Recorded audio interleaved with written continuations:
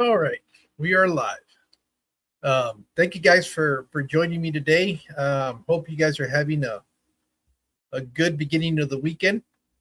It is Friday, and so I guess it's the beginning of the weekend for a lot of us. And I wanted to thank you guys for coming in. Let me start off by acknowledging some of the people that are here. Ella's on her way. As soon as she gets here, we'll go ahead and bring her up. So why are we always yelling? Thank you, Sam, for being here. Fishcapade Productions, Mel, thank you for being here. Cam Jam, thank you, ma'am. KJ, thank you for being here with us today. I see we have Price Tag Experience, Joe. Thank you so much for being here. I know you're going to be listening from whatever it is you're doing, but with that being said, thank you guys so much. We're gonna have another one. Oh, I didn't. I guess there's somebody else that's going live today. I didn't. I didn't know. Um, I don't think everything is posted on the Fish Fam link anymore, or I don't know how much of that is still very accurate or not. But anyways, again, thank you guys for being here. If you guys are been following me for, hey Sam, hola, ¿cómo estás? And if you guys have been following me for a little bit, you guys have known that this tank up here, I just recently went through a little change. That's what I wanted to see. I don't know if you guys can pick it up. I wanted something that would school like that. That's actually a tank that I've been wanting to put together for quite some time. It's still not quite done. I still need a couple of other species of fish that I want to put on there. Hey, Fathom, thank you for being here. Fishy Friend Aquatics, thank you for coming in. Via Mexico, cabrones. Yeah, I agree. Este Prodigal Aquarius, Don, thank you for being here. Renee, thank you for joining us. Ella is backstage. I'll go ahead and bring her up right now. She is here. But I just kind of wanted to, again, thank you guys. Alex has been a member for 28 months. Man, thank you so much for your support, Alex. I don't know if you were listening last, what was it, Wednesday? Was it Wednesday? We were talking about you. So thanks for being here. Now you'll be able to see what we have to say about you. But yeah, I finally got it up and moved what was out of there. I wasn't too happy with the shell dwellers that I had in there. I think I'm a lot happier now that I can see more movement going on in it, but we'll see how it progresses. I took out a lot of the rock work that I had in there before because it was getting full of blackbeard algae. The circulation wasn't very good. But with that being said, that's not why you guys are here. Let me bring in our guest of the evening. So here's what you guys came for. Hello, Ella. Hi. Hi. Hello, everybody. You sure brought out the people today. I had quite a bit of I people did. waiting for the episode. Did you really? Oh my Yeah. gosh. That's funny. Oh wow. Well, I'm flattered. Thank you guys for coming out. I appreciate the invite. Thank you so much. Oh no. My pleasure. It's always fun when you finally get to actually have a conversation with people that you've been watching from afar. Mm-hmm. Mm-hmm. Watching your content is something that I've been enjoying for quite some time, and now to be able to sit here and kind of ask questions, I guess it's a very good opportunity that I'm granted. So I've always said it. Without my guest, I don't know if I would have a show. You guys accepting to come on here is a big part of of what I do.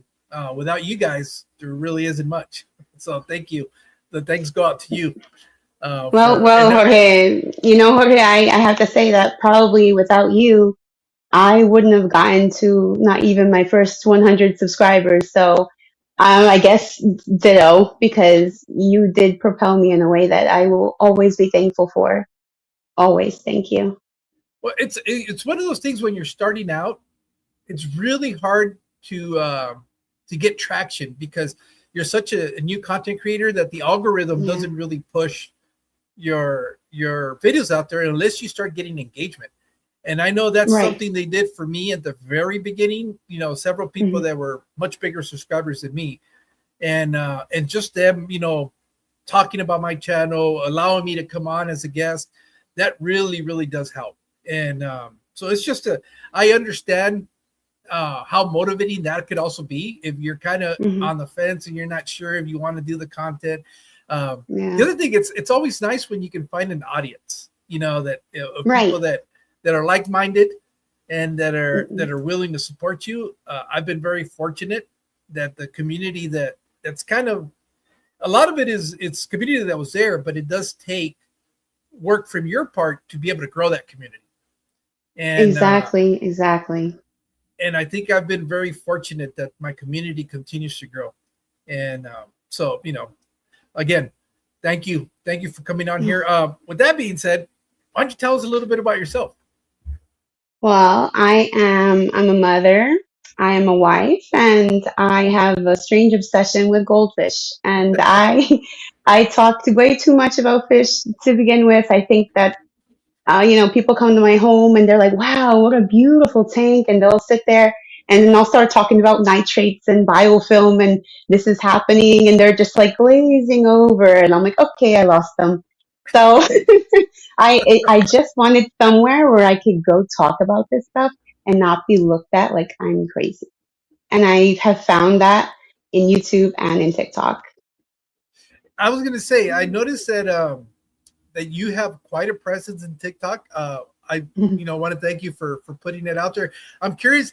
I've always been interested to see how much pull we get from the people that follow us on TikTok to be able to come to these things. Periodically, they'll show up, but Mhm. I was really surprised the response that you were having. So, are you really active on TikTok? I think that I've never been like a huge social media person. I think the most that I do is maybe post a birthday or I try to stay away from that stuff. That's more my sister. Um, but what happened was that I posted because my husband actually got me into it. He posted a video, right? Um, about landing in Honduras. And that video hit 680 million views within a few hours. And then he basically asked me, he was like, so how can you tell me how I use TikTok? Because I don't, I want to be able to, see how this whole monetization thing works. So many people are making money on TikTok. Can you help me understand it? And then I just decided to do it myself too. I was like, I have this beautiful fish tank and I love messing with the phone settings like on my phone and trying to get like the best picture. And I like using certain software to just like the transitions and the changes, like all of that was really attractive to me. So I posted a video or two and I really didn't do any lives or anything like that. I wanted to talk to people. So whenever I saw a live that had fish that I enjoyed, like maybe some beautiful discus or goldfish or cichlids, especially the African cichlid community. I was blown away by how beautiful these tanks are. So I just started chatting with them.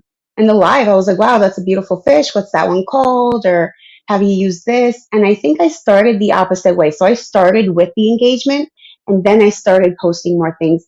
In fact, I think I've only gone live like on TikTok maybe twice and of those, and then maybe like two or three times I've been up like on a box, like as a guest. But most of the time, I am engaging with other people. And sometimes it's not even great engagement. Like I almost lose my head if I see somebody with like guppies and turtles and there's like a garage. You know what I'm saying? Like all kinds of things mixed together. Like that anger in me also for some reason kind of brought more people to me. I don't know if that makes any sense. And then with the whole thing with the lives, I've had some people who like I get along with them, and then they'll have me like moderate, and I feel like that calls me out too because people are like, "Oh, who's this person that this person obviously trusts? Like, what does she do?" Or, um, and I think that's how I got more of it. And then aside from that, these fish, like these guys in particular, like they're just beautiful, and with the right camera and you can capture all those details. Like they're just adorable. I think appeal to a lot of people in the sense that they're just cute. You know, they're just cute. I think I'm Yeah, just no, told that way. yeah, I think a lot of people that are not necessarily hobbyists, goldfish are probably one of the things that will always attract attention. They're cute. That's exactly, they have that cute factor times 100. But yours are like super big. Um, Yeah, they're probably what, the size of baseball or a little bit bigger. this Oh no, guy, they're this way bigger. yeah, this big guy. He, I want to say from head to tail, he's probably like 8 inches, maybe a little more. Okay. I had him since he's probably a little over 2 years now, 2 years old, more or less. But his wen has been developing so much more after we got out of winter. And then this guy, the Ranchu, he's a pretty big boy. He's probably got like maybe a good like 5 inches to him, and he's very girthy. His name is Gordito, Uh-huh. and the white one's name is Indy, and the black and white uh, panda looking one, his name is Rainy or her. I'm not sure yet. They haven't decided yet. We're giving them time. And and, but this one is my smallest one. And when I got him, he was like, I kid you not, like this. Oh, okay. And now he's like maybe 2 inches, maybe 2 inches. But I've had a lot of, I don't want to say failure because that sounds bad, but I've had some of these guys die and unalive themselves. You know, they go downhill, and it's hard to rescue them once they're there. But I've taken that information and I've done my best to learn and try to make their lives better. You know, and I think it's working because they're definitely developing in a way that is favorable to their species. You know, How the big only is the one I aquarium? haven't. Mhm. Sorry, how big is that aquarium that you have them in? This is the Imaginarium 60-gallon breeder. Okay. So it is what is it now? It's like 4 feet by 18 inches by, I want to say, like 18 inches high. So it's like a 75-gallon footprint, only that it's shorter. It's the height of a 40 breeder. Mm. So it's like a 40 breeder XL kind of thing, you know? Because this is a 75-gallon stand and it fits exactly perfect on Okay. it. Yeah. How many do you have in there? Three? I have four. Okay. My other one is Lucky. He's over here. He has some buoyancy issues. So Okay. he's over here. He's hanging out. He will come this way if I have some Sarah Onip tabs that I can throw in there, and they'll sit at the glass. They're like, I call them dog treats for fish because if you because they just stay there and they're just like, all you see them do is doing this the whole time, and they really love it. But he's over there. He has right now. He like fluctuates between floating or sitting on the ground. And he's been doing so well. I had him like on an all pea diet for a while, and then I gave him some zucchini the other night, and I guess he really loves vegetables. Like that's his favorite. And I think he scarfed down too much of it, and now he got some air. So Oh, unfortunately, and then like they all have their own personalities. Like Gordito here, my red rancho, he only loves meats. Like if you bloodworms, anything meaty, that's what he loves. And this guy's a veggie guy, and they all have their own personalities. In fact, I was talking to somebody today on TikTok, and if you're there and you know who you are, give a wave. I said that I believe goldfish have a hierarchy, kind of like cichlids do, like African cichlids. There is a boss, and you will know who that boss is if you look long enough. no, okay. And yeah, so I find that very interesting. Oh, hi? That's Beto. He says, Well, there is. how do you like the 60 breeder over I over love. the last tank? I love this tank because I'm short and I have so I don't have to get like my armpits wet getting in there. I can get in there and I don't have to get as wet. As you know, we live in our tanks, right? We're always in there. So Yeah. and people talk about like the brace, and some people try to tell me like, "Oh, aren't you scared?" I'm like, I'm not scared at all. The bowing, the brace in the middle doesn't bow at all. In fact, I had Joe's fish shed. I went Mhm. on as a guest with him on TikTok, and I didn't. live with him, and I said, I just want you to look at this. And and I said, what do you want to see? What is it that you feel is up with this tank? And he started walking me through what he wanted me to show him. And he got really excited because he said that maybe they're fixing it because he didn't see those issues in my tank. And then as far as like the glass, like some people are saying about how they're going to trust it, maybe because it's Chinese or what have you, and the seams and everything. My husband used to work for a shower, like used to install and make like shower doors, like glass doors, and he knows a lot about sealing glass. And he told me that he doesn't see anything wrong with the seams. He put his hands in and he checked it. Um, I just think it's a case of it's different, and different takes time to get used to. Yeah. We're used to the OG, right? Yeah, but it's so funny that their complaint is that they're Chinese made, but in reality, everything we buy is Chinese made. So that's just because it gets the final parts assembled in the US, everything gets made out of the country. It's just they'll probably slap the last couple of things and then they'll call it made in the USA. But the reality is, Yes. once you start looking at it, everything gets made out of the United States. Very few things do we actually build here in the US nowadays. I mean, I work at a, okay, so I am a shipping and receiving supervisor. So I'm gonna be as vague as possible. But I have been asked, even in my, in various jobs that I've held, because I've been doing this specific work for probably close to like 8, 9 years now. Um, they want you to do some shady things because a lot of these companies get certain tax breaks if something comes through the United States. It doesn't even have to be made here. The fact that somebody here attached something to another unit, that gives them a tax break, and it also makes them look good in the country once it gets back to them.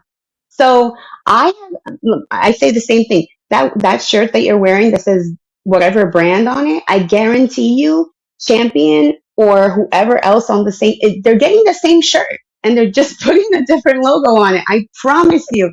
I promise. You can hold the tags next to each other and it will say this much percent cotton, this much percent this. Like the best t-shirts I've had, that like just regular t-shirts, where do they come from? Honduras. They're not from Colorado or Texas or New York. They're from Honduras or Indonesia. You know, people. Yeah, I mean, anything that's manufactured is more than likely done outside of the states. I mean, we even said our entire automobile industry, which is one of the things we used to pride ourselves in, our steel industry, all of that, it's been shipped out. It's outsourced. Now they just bring it in and do the one or two things that are needed to be done to be able to call it U.S. made. But yeah, it's one of those. That whole made in the USA is kind of shady at best. I mean, I don't mean to put this out there, but you might find this interesting because where I work, we're a precision welding company, so we weld with lasers and electron beam. Basically, that kind of situation. There's a lot of different kinds of metals that we weld because they have to be very clean welds. We're welding, screws that might go in someone's knee for surgery. So we're not adding material to it. We're just essentially melding it together by the power of heat and atomic energy. So we have had customers who are from the across the pond, if you will. Yeah. And why in the world would you send something to the essentially the other side of a whole ocean to weld a certain amount of pieces that thanks for the business, but you're obviously getting a perk from this because why would you do that? Only for us to just half touch it and it goes all the way back again.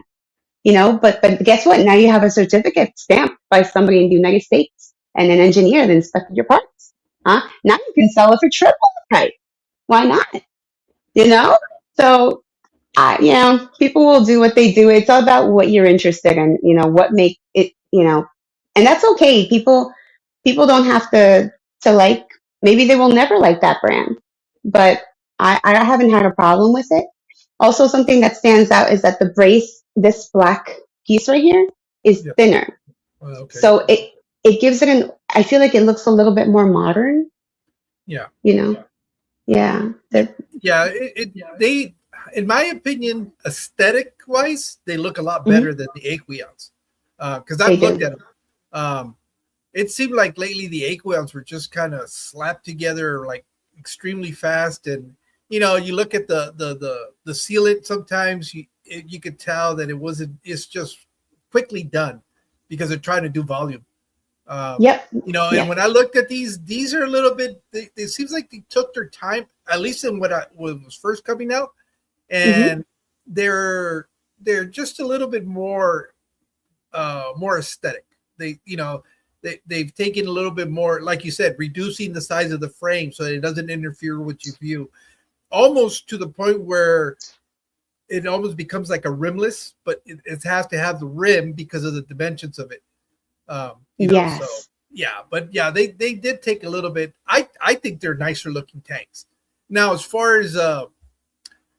as the quality, I don't know. I've never had one, but Hmm. you know, I don't know. It's they've always been changing. If you go back, I had an aquarium, not anymore. Hmm. Something that was built like in the late '70s, early '80s. Those Oh sucker, wow. it was a 55-gallon, and Mm. that sucker was heavy, but the glass was way thicker than the current 55s. But the current 55s, I Mm. haven't heard people having issues with them either. So I don't know. Well, It's just I had an Aquan 55 that in the brace actually, like where it meets the yeah, like the T comes down, it was almost like you were like ripping it off. You know what I mean? Like it was stretching this way, and I was starting to get nervous because it was forming cracks like in that webbing of the brace, and I would notice if I when I changed the water, that would disappear, so the cracks would become solid. yeah. And then if I filled it all the way, it was starting to like open. And then if I brought it down, it was doing so. I was bringing my tank down like 4 inches of water down just because I was paranoid. And I put this camera up here because I'm trying to make sure. Like I was so paranoid. I live on the second floor of my house and I rent. Yeah. Not that I could drive home fast enough to do anything about it, but I don't know. It made me feel better. So, Your bottom neighbor would be like, why is it raining inside the house? oh That my being God, said, it's even Jorge. They're my landlord.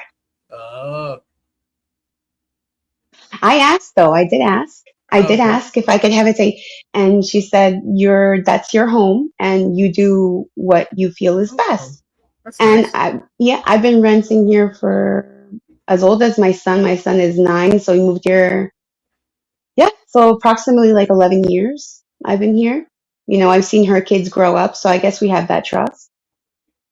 So I guess I'm lucky. Yeah, no, I have noticed. Like I said, going back to that 55, it had the wood trim, the artificial wood trim on it, the ones that look like brown and stuff. Yeah, I've And seen those well, before. Yeah. how this is how different they're, how uh, cheap, I guess is yeah, because it really is cheap. The quality of Mm-hmm. aquariums has gone. That one had it had a plate glass, probably about 8 inches wide, the width of the interior as the brace that was silicone to that top of that aquarium. Mm-hmm. It's for a 55. You look at the 55s today, and it always seems like that center brace was getting smaller, thinner, and thinner, and thinner, and thinner. Where this is me being conspiratorial, is that how often do you have to replace an aquarium because there isn't any mechanisms that break, right? Well, the only way that that's going to fail is if you create a weak point, right? Well, where's the best weak point to be able to do it? It's going to be on that center brace. If you make it thinner and thinner, eventually it'll end up breaking, and you got to buy a new tank.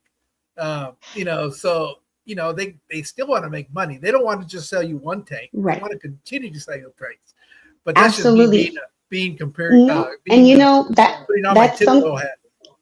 that is something that I did think about, and it was brought up to me. But I will say that not I'm not their spokesperson or nothing. Like I'm nobody.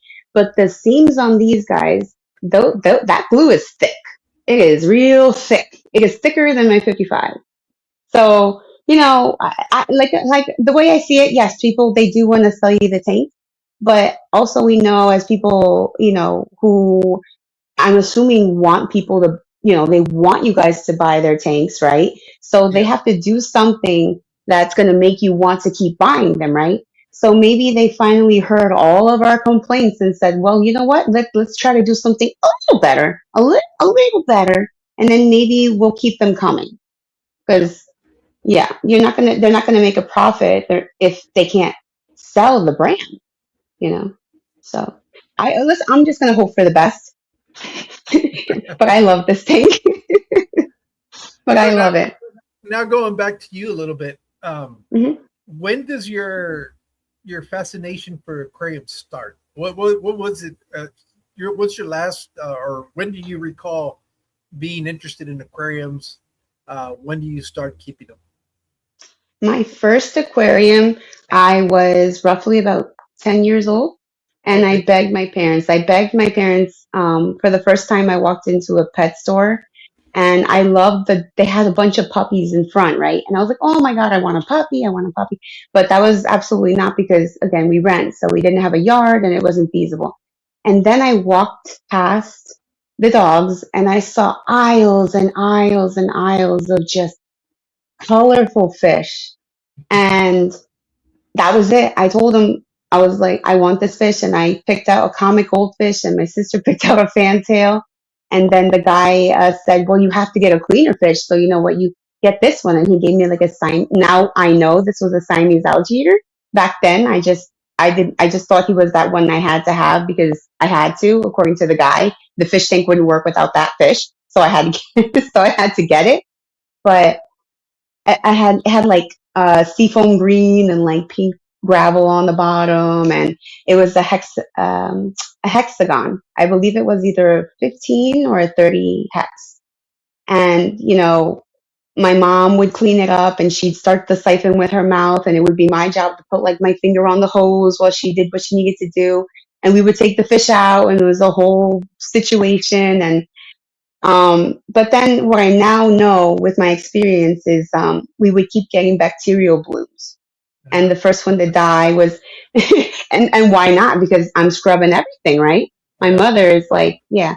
So we would get repeated like bacterial blooms, and the Siamese alligator was the first one to go. But anyway, without going further into that, then I kind of stopped for a while because my parents said it was too much work. And then later on, I got like I was given a turtle. I went to somebody's house and the turtle looked really sad, and like it looked like it had like a fungus or something on it. And the lady who was my mom's, well, yeah, it was like a friend of the family, and she's like, "Here, you want it, you can have it." And then that's Shelly, and I had Shelly. Shelly was this little, and she got to be this big, and she was a red-eared slider. That was when I started to learn more about water conditioners and, trying to understand, calcium and what turtles need, and the lights and everything like that. And then I kind of progressed slowly. Then I got my own job, and I got a betta. And then, and then it kind of just like progressed from there. And then I stopped for another while. And when my husband gave me a tank for my birthday. It was a Higer 8 gallon. It's like it was beautiful, and it had like a 3D rock in the back and everything. And he paid so much money for this tank, and I said, dude, my God, you could have bought me a 50-gallon tank with that money, like, and you got this little 8 gallon. And but then I was just thankful because I kept saying I wanted to go back to fish keeping because I got into YouTube, and watching people's videos, just I found myself doing that while I washed dishes or after I had put the baby to sleep. I just had like me time, and I would just listen to people talking on these videos and wash dishes. And I was like, well, why can't I do it? They don't look like they have a whole lot going on money wise. Like, why can't I do it? And so then that's kind of where it started. I got my little nano tank, and I put like 3 guppies, and I did like some pygmy cories, and then after that I got into pea puffers, and then before that my husband brought home a jewel cichlid, which didn't. Oh, and I don't know what it is with men and cichlids. Maybe not every man, It's the but I don't know aggression. what it is. It's the What aggression. what what? And I looked at him and I said, well, okay, he's cute. And then he like destroyed a lot of the fish in my tank, and he like made, and then so I had to rehome the guppies, which I don't know how they survived. But I was very ignorant. I admit it. I made mistakes, and then so then I decided I was gonna go get some more jewel cichlids, and I got some turquoise, and oh my goodness, and he scared them so bad. His name was Macizo, which kind of means cool. I don't know what that means in Mexico. Oh my god, I don't know what does that. Macizo, and it could be like strong, strong. Oh, okay. Está In macizo. It's, Honduras, sí, yeah, No, in Honduras, my husband said that it means sturdy. like something really cool, like awesome, Yeah. like wow, the max, like the maximum, like that's awesome.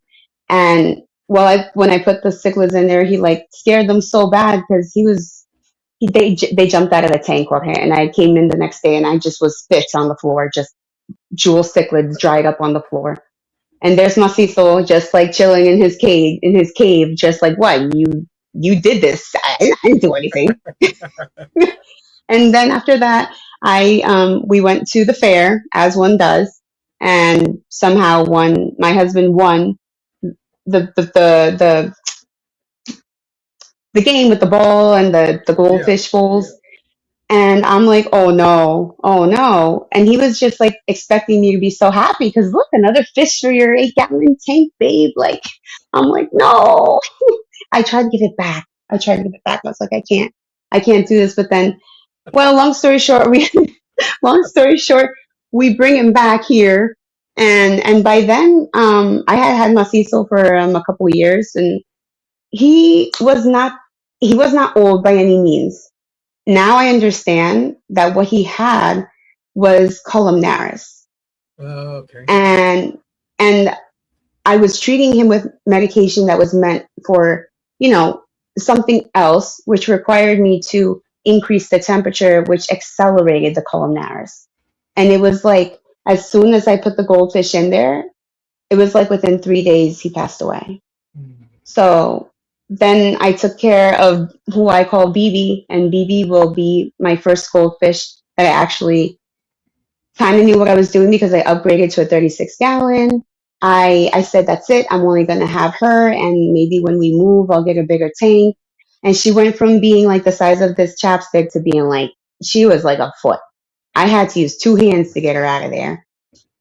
And then, lo and behold, unfortunately, she got like what I believe is septicemia because her death was, it was kind of sad, and she would get better, but then she'd get sick again. And long story short, um, I started learning a little bit more about like ranchos and orandas because I still wanted to have goldfish, but I knew I didn't have the space, and I felt kind of guilty because maybe she got sick because I had her in a small environment and because of the way that it started, you know. Yeah. So I figured I'm just gonna get two fancy goldfish and I'm calling it a day. And then it grew from there, and now I have this. And my husband jokes around and says, you can't keep upgrading your tank every few years because every time you say you're not going to buy another one, and then you bring home a tank double the size. so I have so a. so is he not part of the hobby then? He just kind of likes it because you like it, or is his interest growing because you're doing it? So I think in the beginning, he, like it happened with the whole, he basically saw that after I had my son, I had, you know, his development and stuff, it kind of brought me down a lot. I would get, I don't want to say like depressed, but it was hard on me because I knew that he was a little bit different, but I couldn't place my finger on what it quite was. So I was very like in my own head a lot. And so I believe he got me the fish tank because he saw how I would light up when I went to pet shops. So I think he did it because he wanted me to be happy, and he saw how happy it made me. Um, but then after that, then he encouraged me. He was actually the one who encouraged me. to upgrading tanks, and he's like, do a YouTube channel. You can do it. You love that stuff. Like, get into it. And he encouraged me, right? But I Yeah. think it's a double edged sword because then he's like, I created a monster. This woman. He's never said that he's created a monster, but you know what I mean. Now he realizes, like, oh no, she actually really likes it because I found out that I'm also now allergic. I'm allergic to cats and dogs, and so is my son. So fish are like my only option. I even try to have guinea pigs. But going back to what you were saying, he does get into it. He tries to act like he's not, but I know he does. He does like it. His dream tank would be discus. Oh, okay. He moved away from the cichlids, and now he's in love with these discus. And I said, hey, when we have our own house, I'll have, we can do like the 60 and then another 60 behind me, and that can be like all discus. Think about it. Think about it. He's like, oh no, oh no. But going back, he is into it though, because I'm like, I call myself the fish godmother. Wherever I go, that family members have fish or a tank that's going bad or anything at all like that, I'm always that 911 call is me. Oh, okay. I'm the one, yeah, I'm the one running around with the ICX. I'm the one running around with the, whatever, the Canaplex, I'm the one who's going like, oh, you need aquarium salt. Here, I'll bring you some aquarium salt. Like, I'm that person. So he was at his brother's house one day and they had a 40-gallon breeder with two fancy goldfish, an Oranda and a Ranchu, and they got an outbreak of what is ick. But my husband, even though he tries to act like he doesn't know, he he he he called me and he says, "Hey, I think the fish have a problem or whatever, right?" And in front of his friends and in front of like the family, he's like, "Yeah, no, there's something wrong with these fish." And then he texts me and he's like, "Listen, I sent Claudia to your house. They have that itch thing you were talking about. They got spots on them. Give them the salt and give them the medication. I know you know what to do." I'm like, who is this man diagnosing fish? So he can say all he wants. I know he likes it. I have seen him in the mornings here, just sitting down looking at the fish. Sometimes it's good and sometimes it's bad. Like the other day, I have a video on my YouTube channel where they're eating banana, Uh-huh. right? I wonder how that happened. I So don't I know. went in. Who would do They they that? start they started eating it. they started eating it, and then of course I lost my mind. And then I started looking into it, and Yeah. okay, like the goldfish trace has mostly potassium and calcium and all of this, and in small amounts it's fine. So when I told them, I was like, oh yeah, they could eat that, it's fine. Then a couple days later, what do I have? A piece of mango in my tank, and I'm like, all right, we're not, no somos niños, we're not children now, like that, like we can't. Please, if you're going to do that, I'm going to need you to let me know that you're going to do it so that we can do it together in a smart way. I'm not telling you to not touch my tank. I just want you to let me know what you want to do.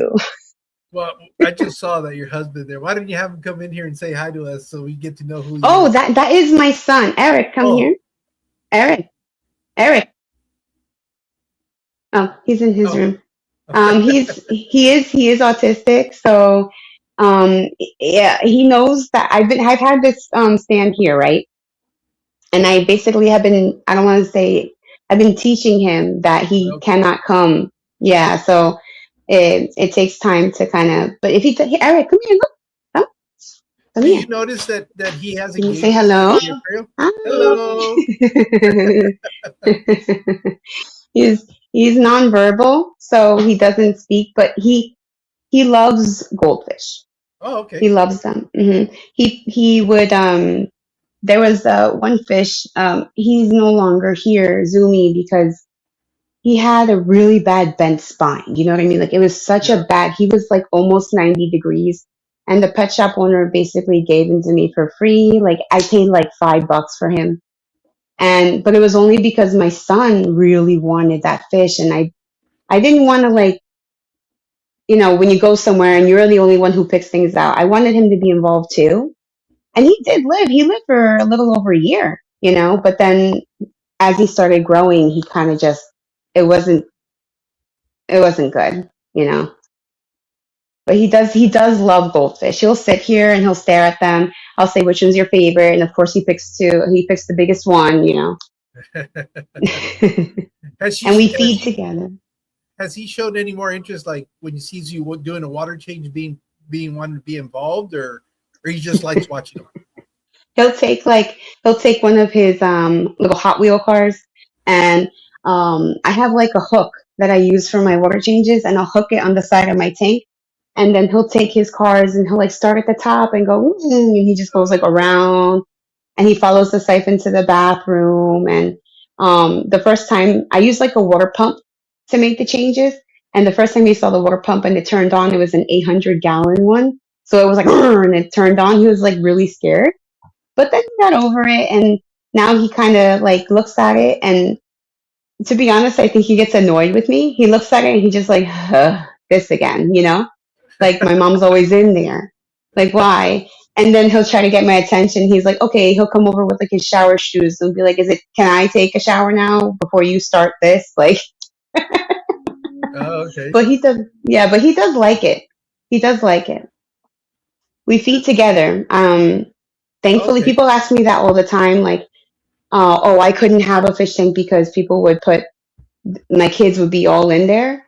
And I really think you just have to teach your kids that this the same way you teach your child that a stove is dangerous.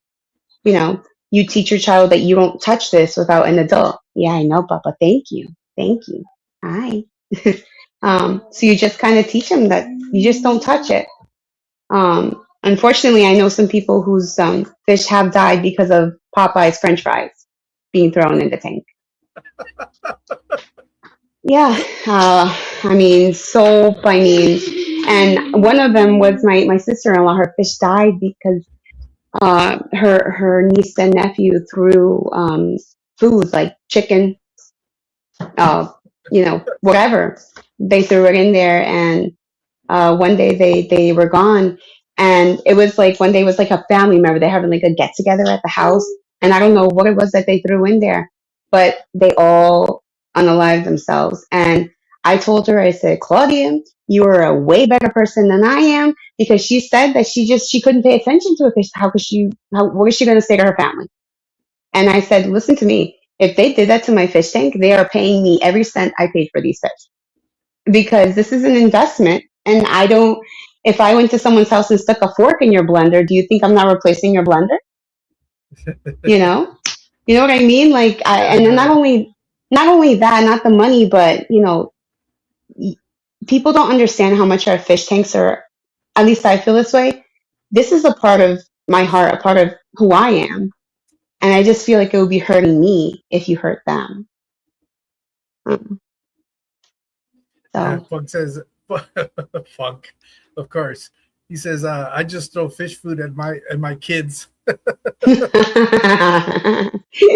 I hope you're varying their diet. They can't only have the same cheap fish food, okay? You gotta mix it up. Throw some zucchini at them every so often.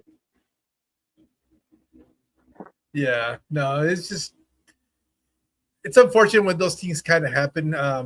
Yeah. I, I don't know. If, I don't experience it. Well, you know what? No, because my grandkids come in here Hmm. um, whenever they're visiting. But I Hmm. don't know. I guess it all depends on how you Raise upbring them. your kids. Yeah, Right. whether to respect other people's things. Even around the house, they seldom break anything. It's just kind of they their parents have done a good job of Exactly. raising them. So to Exactly. respect. And I still have lids on these. I have, glass lids on them, more because of paranoia, because and also when you're cleaning your home, or whatever, a lot of things can affect your water chemistry, and I feel like it's just better to have a lid on it. But I could hear them. If a kid tries to open it, I could also hear Yeah. them picking it up because it's so heavy. So when he was younger, I wanted to do that. I was like, maybe I'll put like a Christmas ornament hanging onto the lid so I can hear the bell if he tried to go in there. And he did try, but he kind of gave up when he realized that was a no go. No. Hmm. Now I was going to ask you. because I know you said you're doing the stuff on TikTok. Where do you find it easier, or where do you think you find the most engagement? Is it on YouTube or TikTok for you? I believe that TikTok, in the beginning, it wasn't as easy per se because I was used to YouTube. But after engaging with people, like I said, I started to notice that every video I would put up, I knew within like maybe an hour or so, I would be getting at least, maybe like 100 views, and then it became 200 views, and then now I know each one's getting 300, and I know that boom, I was gonna have at least 10 or 12 or 15 likes. Some of them have more. I think YouTube is like the long game, like I feel like the shorts are like the commercial to get you to my longs. And my most successful video on YouTube has almost 9,000 views, and that was a little over a year ago. And it was in Spanish. Can you believe that? That was the In other thing I was Spanish. going to ask you was about because I noticed in there on your YouTube channel, you started putting out videos in Spanish. Because my family was asking me, hey, how do you feed peas? Because they have goldfish because of me. So, but on TikTok, I will say that editing is a lot, dare I say, easier because Yeah. there's so many templates that you can Yes. use, and then I can adjust as I want. But I listened to you when you were talking to the nano fish. Is his name Jay? And Jay. you were telling him about the noise cancellation. Yeah. I want to look into that a little more because I have a soundtrack of Coco Melon and just all kinds of stuff in the background all the time. So that would be great for my voiceovers because when I do voiceovers, I have to go inside like a closet and just hope or wait until he's sleeping, and Now, that's just kind of what I have to do. what are you using to edit your videos? I use for YouTube. I use VN editor, so it's Okay. like V like Victor and like Nancy, and I use the free version. You can make up to 90, 100 items or Okay. videos for free. Oh, So okay. what I do is I just never delete anything. I just hit edit and replace things. So Mhm. I haven't run out yet. Yeah. No. Most. It seems like most editing software that you can use nowadays, they're starting to make that more available, where it'll Hmm. reduce background noises and stuff like that because it's all being done through AI, and it's gotten more. Right. I know I use YouTube Create for my Hmm. videos on YouTube. Hmm. And I do that because if I select music from there, I don't have to worry at all about copyright issues. So I just use Right. that, and it's a lot easier. But on there, it gives you that option to reduce background noises. I think it's called noise reduction on it. And then I was looking because after that I said, you know what? Let me look at CapCuts because that's what I use for TikTok, and it has Everyone it uses there that. also. Yeah. It Uh has huh. it on there too. And today I was playing around with Instagram, and they have you know, their own editing uh, software, Hmm. which is called Edits, and I think they Hmm. have it on there too. From what I was looking at real quick, I said, "Oh, okay." So now it's becoming kind of a standard feature on a lot, even on Hmm. the free versions of being able to do the background reduction, the noise reductions. Because I even do that, even if I'm going to put music as the Hmm. main source of sound, I just Yeah. automatically delete all I turn down the volume on everything, and then just add the music that I want to use, or the Hmm. voiceover that I want to put in it, or whatever it is that I'm trying to do. Uh, Yeah. so you Solito can. That's color y another después trick. está. Hmm. That's another Yeah. trick that you can use is if you know you're already going to do voiceover. Basically, what you're trying to film is what they call it B-roll, where it's just Yeah. images. You Yeah. can go in there and manually lower the volume on that video if it doesn't have the noise reduction, Right. and it'll just lower the volume, and then you can do either the voiceover or you can add whatever layers you want in there, whether it's music in the background. So there is still even works around when you don't have that noise reduction. But with the advent of AI, that's all become very, very standard features where it's like it does it for you. It'll do. It seems like I'm noticing. I haven't played with it, Hmm. uh, but it looks like it'll do the color correction for you for the lighting so that it's Yeah. consistent. Yeah. It's Yeah. amazing. I was watching last night. An Hmm. ad popped up, and Hmm. I forgot the name of the software, but basically you give it commands. Is like they were showing how to do a short film, and there's two couples sitting in the diner, and there's a waitress, but instead of taking an order for the meal, she's taking information to do this action movie, and they're requesting. One of them was like, "Oh, I want a group of bad guys coming in to rob so and so, and I want them to Yeah. look like this," and and it's Hmm. showing you, but Yeah. basically you're giving it prompts, and it's putting it for you. I'm I know. thinking, Yeah, I know exactly what you're talking about. I know what you're talking about. My cousin was saying that he wanted to make like those kinds of like AI videos where he could like literally make up any storyline he wants and it would do it for him. And I'm like, all right, cool. Like if you like that, some people like that. It's very creative. I can imagine all the brainstorming. Like you can come up with everything. yeah. So I don't know how long it's going to be before pretty soon. Um, you just you'll be able to tell it, hey, I want a tank that looks like this. I want these fish in there. This kind of lighting, this kind of plants, and it'll generate it for you without you having to film any of the stuff. So I don't know. That's interesting. That's interesting because I did do something not exactly like that, but I did ask an app to create a layout for a 60-gallon breeder tank, right? For example, and I Yeah, said I want you to include epiphytes, particularly an Anubias, or I want you to do this, and I gave him an idea. I want river rocks, and it gave me an idea of what I wanted, and then I said, okay, can you give me a 3D image of? Can you give me a 3D image of what this would look like from above?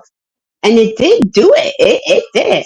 But I mean, it drew Anubias like it was like a standard plant, and it was like, and the river rocks for some reason look like dragonstone. But it kind of it gave me an idea like, okay, that is what I would want my setup to look like from above. If not exactly every item, but just how I would place it gave me an idea of what it would look like. But obviously, it's never going to be the same. It maybe well, in the future, you're right. Yeah. I think what happens is that it keeps learning. The more you prompt it, the more it keeps learning and it starts figuring it out.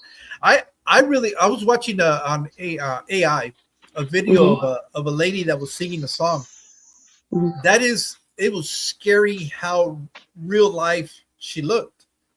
Um, and Yeah. if it wasn't Yeah. because people said, "Hey, there's no record of this artist's name anywhere," Mm. it has to be AI generated.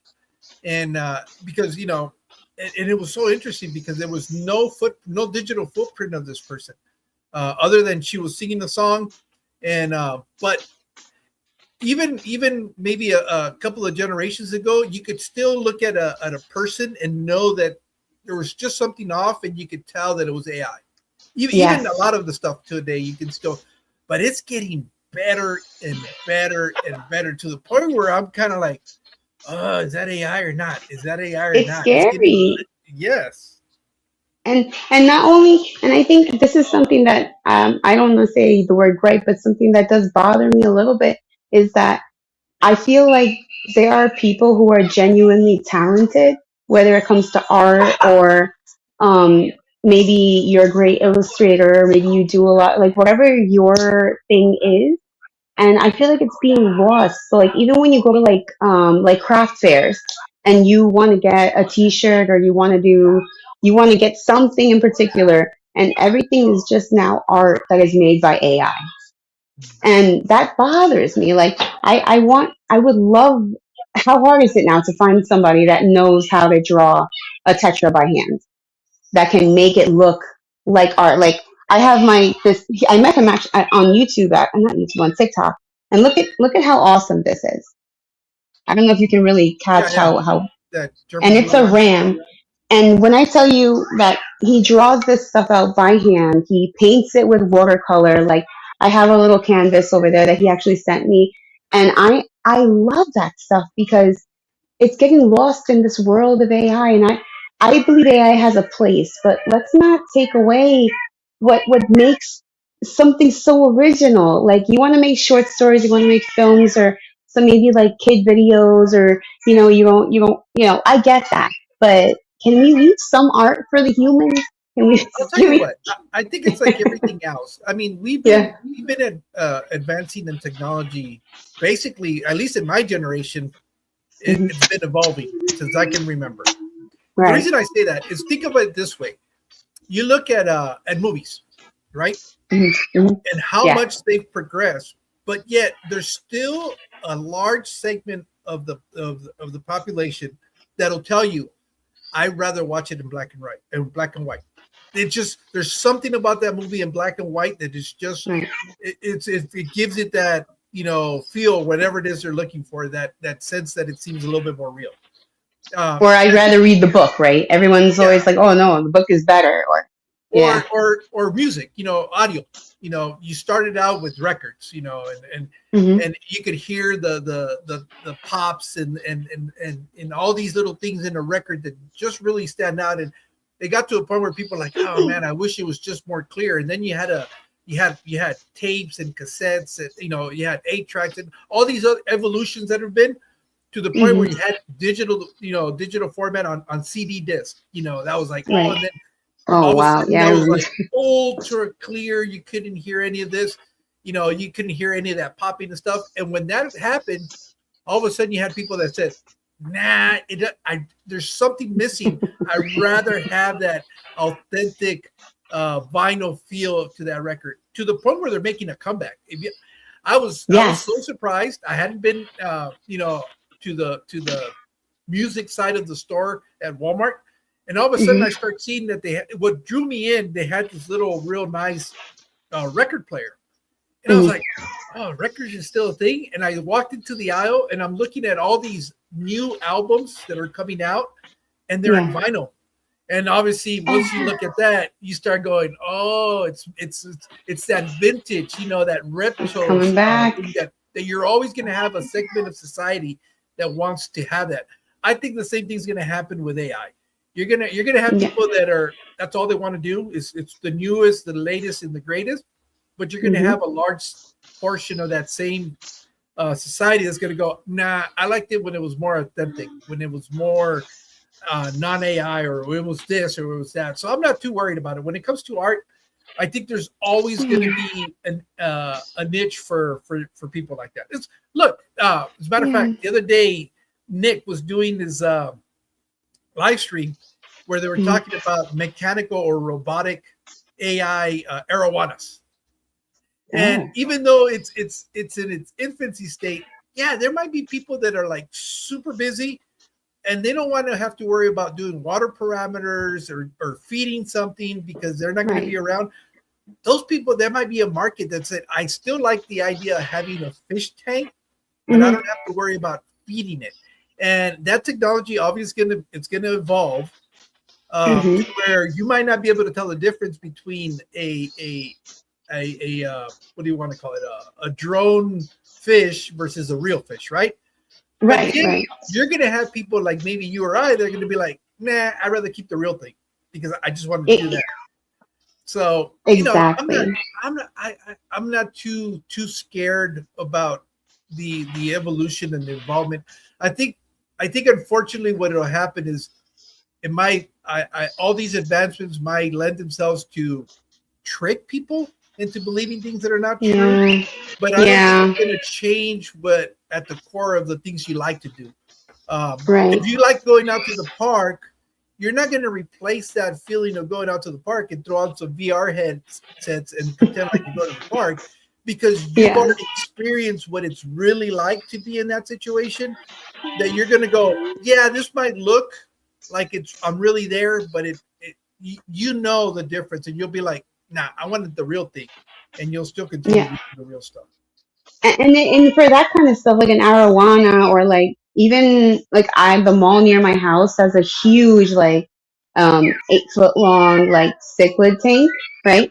But it makes me sad because in the winter time you can tell that the temperature inside that tank is not where it should be. If you know what I mean? Like you can tell on the glass kind of thing, and they just look kind of sad, and there's a bunch of like black-beard algae, and you can see that some of them are on the ground. And I feel like that would work so good in businesses. But then you're putting out the people who may be maintaining those things too. So it's always like a push and pull. But when it comes to like an arowana, though, I firmly, forgive me, to all the monster fish keepers and the lovers. And I think you actually was it you that did the live one time? I was walking around the store and I was listening to you. I think was it Tazawa tanks? Did you do one with Tazawa? Well, there was definitely when I was listening to like a situation like this, like a live, where you guys were talking about the fish that you feel like shouldn't be in the hobby anymore. Okay, yeah. And when I believe it was you who said that, like those big kind of fish that you can't feasibly keep in like a normal, without having a whole setup, Yeah. probably like, that why. And the sad part is that because they make money. That's why that's why people aren't gonna stop selling them, because it's just the appeal of that large animal that you somehow get to uh, have in your home. But for that kind of stuff, I fully am on board. We should have those kind of things, because people, if they want that object, but you can't take care of it, but you want to spend that much money, go ahead. Yeah. You already see it like a decoration, so not you, but there are people who think these are decoration. Well, You know? I look, my tanks wouldn't look like this if I didn't feel they were part of a decoration. But obviously, it takes some upkeep to do it. Right. I keep the fish that I keep in the tanks the way that I want them, because I think they look nice. It is Yeah. a decorative. It enhances this plain wall. So there's Oh, nothing wrong I with agree. treating it. There's I nothing totally wrong agree with with you. Yeah. there's nothing wrong with considering a decoration. I think what Hmm. you're referring to is when um, the fish are being stressed out by the Yeah. situation. What comes to Yeah. mind is and you being a Latina, you probably know this, when they would have the fiestas, and they would put the betas Oh, in the vase with the flowers, that kind of stuff. Yeah, that's a decorative. And I know that's what you're talking about when you talk about decoration. yeah. It's a Yeah. feature Or of the arrangement. or you have the people who like, and there are people out there that do this, who get like the poodle with the cream color hair because it matches my sofa, or like, oh, I got all blue cichlids because that matches my tile in my kitchen. Like there are people who do that. Like there are people who actually do this. So Yeah, well, yeah. I remember you've been on TikTok. I don't know if you came across this during the Christmas season. There was a young lady that she had a glass purse, and she would put a little betta in it, and it was kind of like Mm. part of her outfit. It's like, oh my god, it's Yeah, crazy. yeah. No, But no. Can you believe that's that? always gonna. Well, think about it. How popular did little chihuahuas become an accessory to your handbag and your outfit? That was like Yeah. in the 90s. That was kind of a real thing. Um, Mm-hmm. so I'm not surprised. People are weird when it comes to accessorizing and decorative stuff. You're going to have a segment of the population that's going to do that. But yeah, no, I get it. I understand what you were Yeah. saying. Yeah. I That's actually how I saw my first bed. I was inside one of those vases with the roots, and I'm older than I look. Let me tell you, I still remember cassettes. I remember a lot of. I still use a phone that was attached to a wall. I'm 35, so I saw a lot of that first. Like when fish keeping wasn't something you could just Yahoo or Google. Heck, I Yeah. I even had an AOL address. Like I have a Hotmail. I have a I saw how it evolved. Like my first fish tank I saw that I knew I wanted. Like I knew I wanted a fish tank after I had the time with my when I was about 10. my a friend of the family had a big like 55-gallon tank, and back then if you had a 55, like you made it. You know what I mean? Yeah, It was that like was a big wow, tank. oh, and and he even had a pond in his backyard, so he would bring his fish in, and he didn't have a whole lot, but he had like four like decently sized like koi this big, and Yeah. I was looking at them and I was like, oh, that is amazing. And okay, it's gonna sound crazy, but I smelled the fish tank and I was like, I like that. Why does it smell? That smells so weird. But it just caught me everywhere, like my eyes, my nose. It wrapped me in fish keeping, and that I've never I can't stray from it anymore. But now I know what that smell was. It's when your nitrates are high. It has that particular not Yeah. fishiness, but No, no, no, no. yeah, That's yeah. that's what I would. That's the one thing that I've always said. The first thing, it's amazing how much we use our senses without really being conscious about it. Because Hmm. I've always said the first thing that I do when I walk in here is, what does it smell like? What does it There's sound like? What's that? yeah, yeah. What's Yeah. going on? And it's all the other senses. It's not necessarily visual. And then Hmm. also it's funny, and it's like I think the more you interact with something over a course of a time, you start Hmm. picking up on certain behavior patterns, right? I Right. guarantee you can walk up to your aquarium and look at it and go, "There's something wrong with that fish," and Hmm. people, how do you know? Well, it's not. It's acting different than it normally does, and they'll be like, "What? It's swimming. What are you talking about?" But Right. because you interact day in and day out with it, you've learned to establish what you would consider a normal behavior pattern. Right. So that's something else that you pick up on when I come in here, and if I'm walking by the tank and all the fish are not trying to think that I'm going to feed them, then I'll turn around and go, okay, something's up. Why are Yeah. they? Or you just simply observing things that happen. Why are all the fish up at the surface, or why are all at the bottom? The little clues that you pick up, but that's just because Hmm. you interact with your aquariums on a daily basis, and you start seeing what's normal behavior versus what's not normal behavior. Yeah, Exactly. And that yeah, that that's also like the auto feeders. I don't think I could ever do an auto feeder because that's when you see your fish's behavior. That's when you can tell he's not eating as much.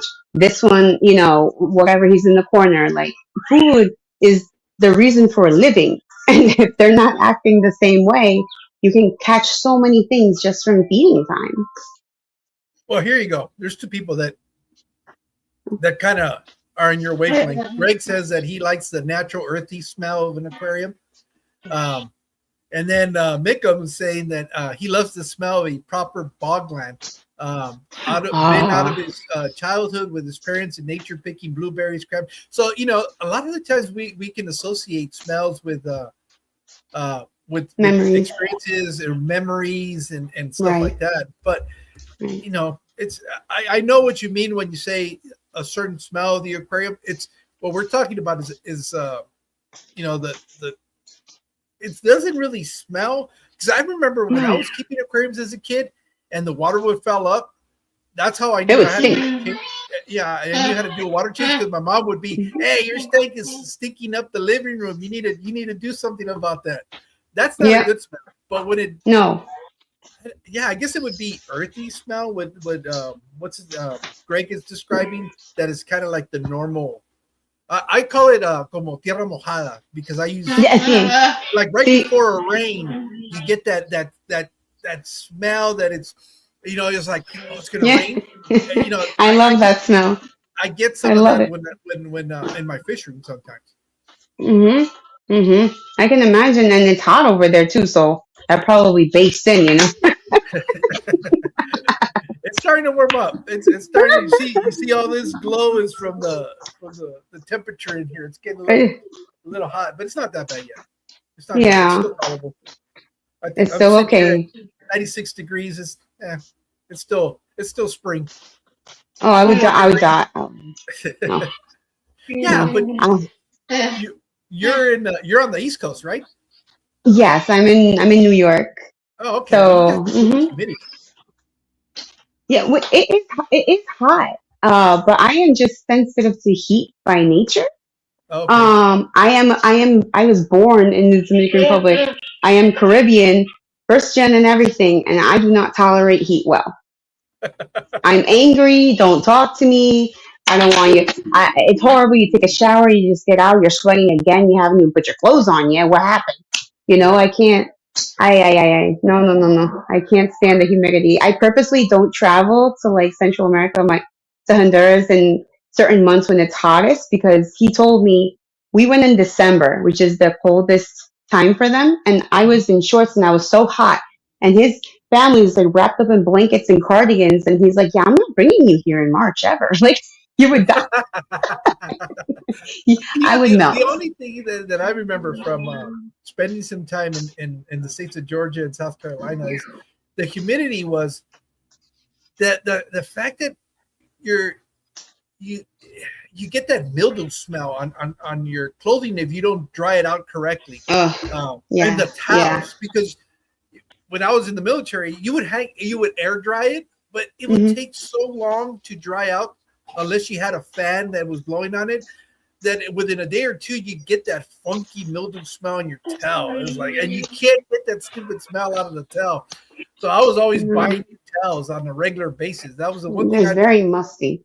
yeah, Yes. and Yeah. it's like, and if you, God forbid, you made the mistake of drying yourself out with that, then it gets stuck in your body and every. At least for me, Oh, even days after, if I had used the towel that I didn't, realize that it was mildewed, I could hmm. smell it on my skin for days on end, and I would be so self conscious. I'd do something where your body temperature rises, and oh, is it just me, or is it Is it really me? yeah, or Eh, uh, is it my memory playing tricks on me, or yeah. is this really smell mildewy? And I've always been very particular about uh, body smells. I don't know what it is. My Yeah. wife always gives me. She goes, "Why do you take so many showers in the day?" Because I'm so self conscious that I don't want to. I've been around some people that don't smell very pleasant, and Hmm. it's always stuck with me that I go, I don't want to be that person. I don't ever want to be the person that you walk by and go, what the hell is that? Yeah. And I'm Yeah. always wearing cologne, deodorant. I mean, always.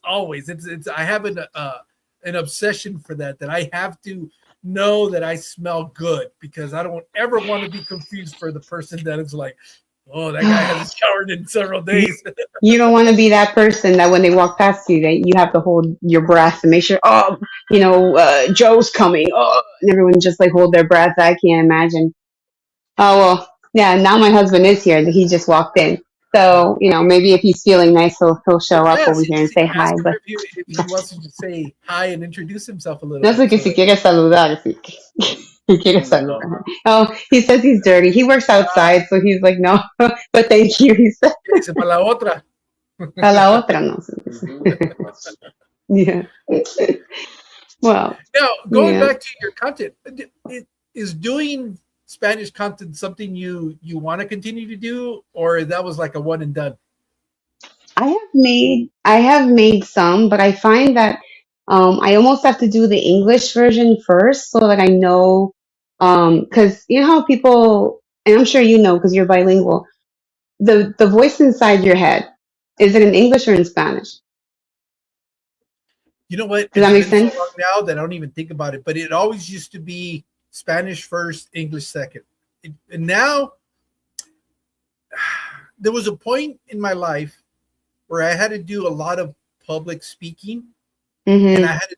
I had to do presentations in Spanish and English, and Oh, so you had I practice had to here. relearn Spanish. And what I'm talking about is Mm. proper Spanish because I knew I street Spanish. know. I I knew know. street Spanish, I and and know. and come to find out that I really didn't speak Spanish, and I had to learn it. And I think Yeah. in doing that process, it's become what's the word I'm looking for? Where it's seamless. I mean, Right. I don't. Whereas before I would hesitate and try to think it in one language and then say it in another.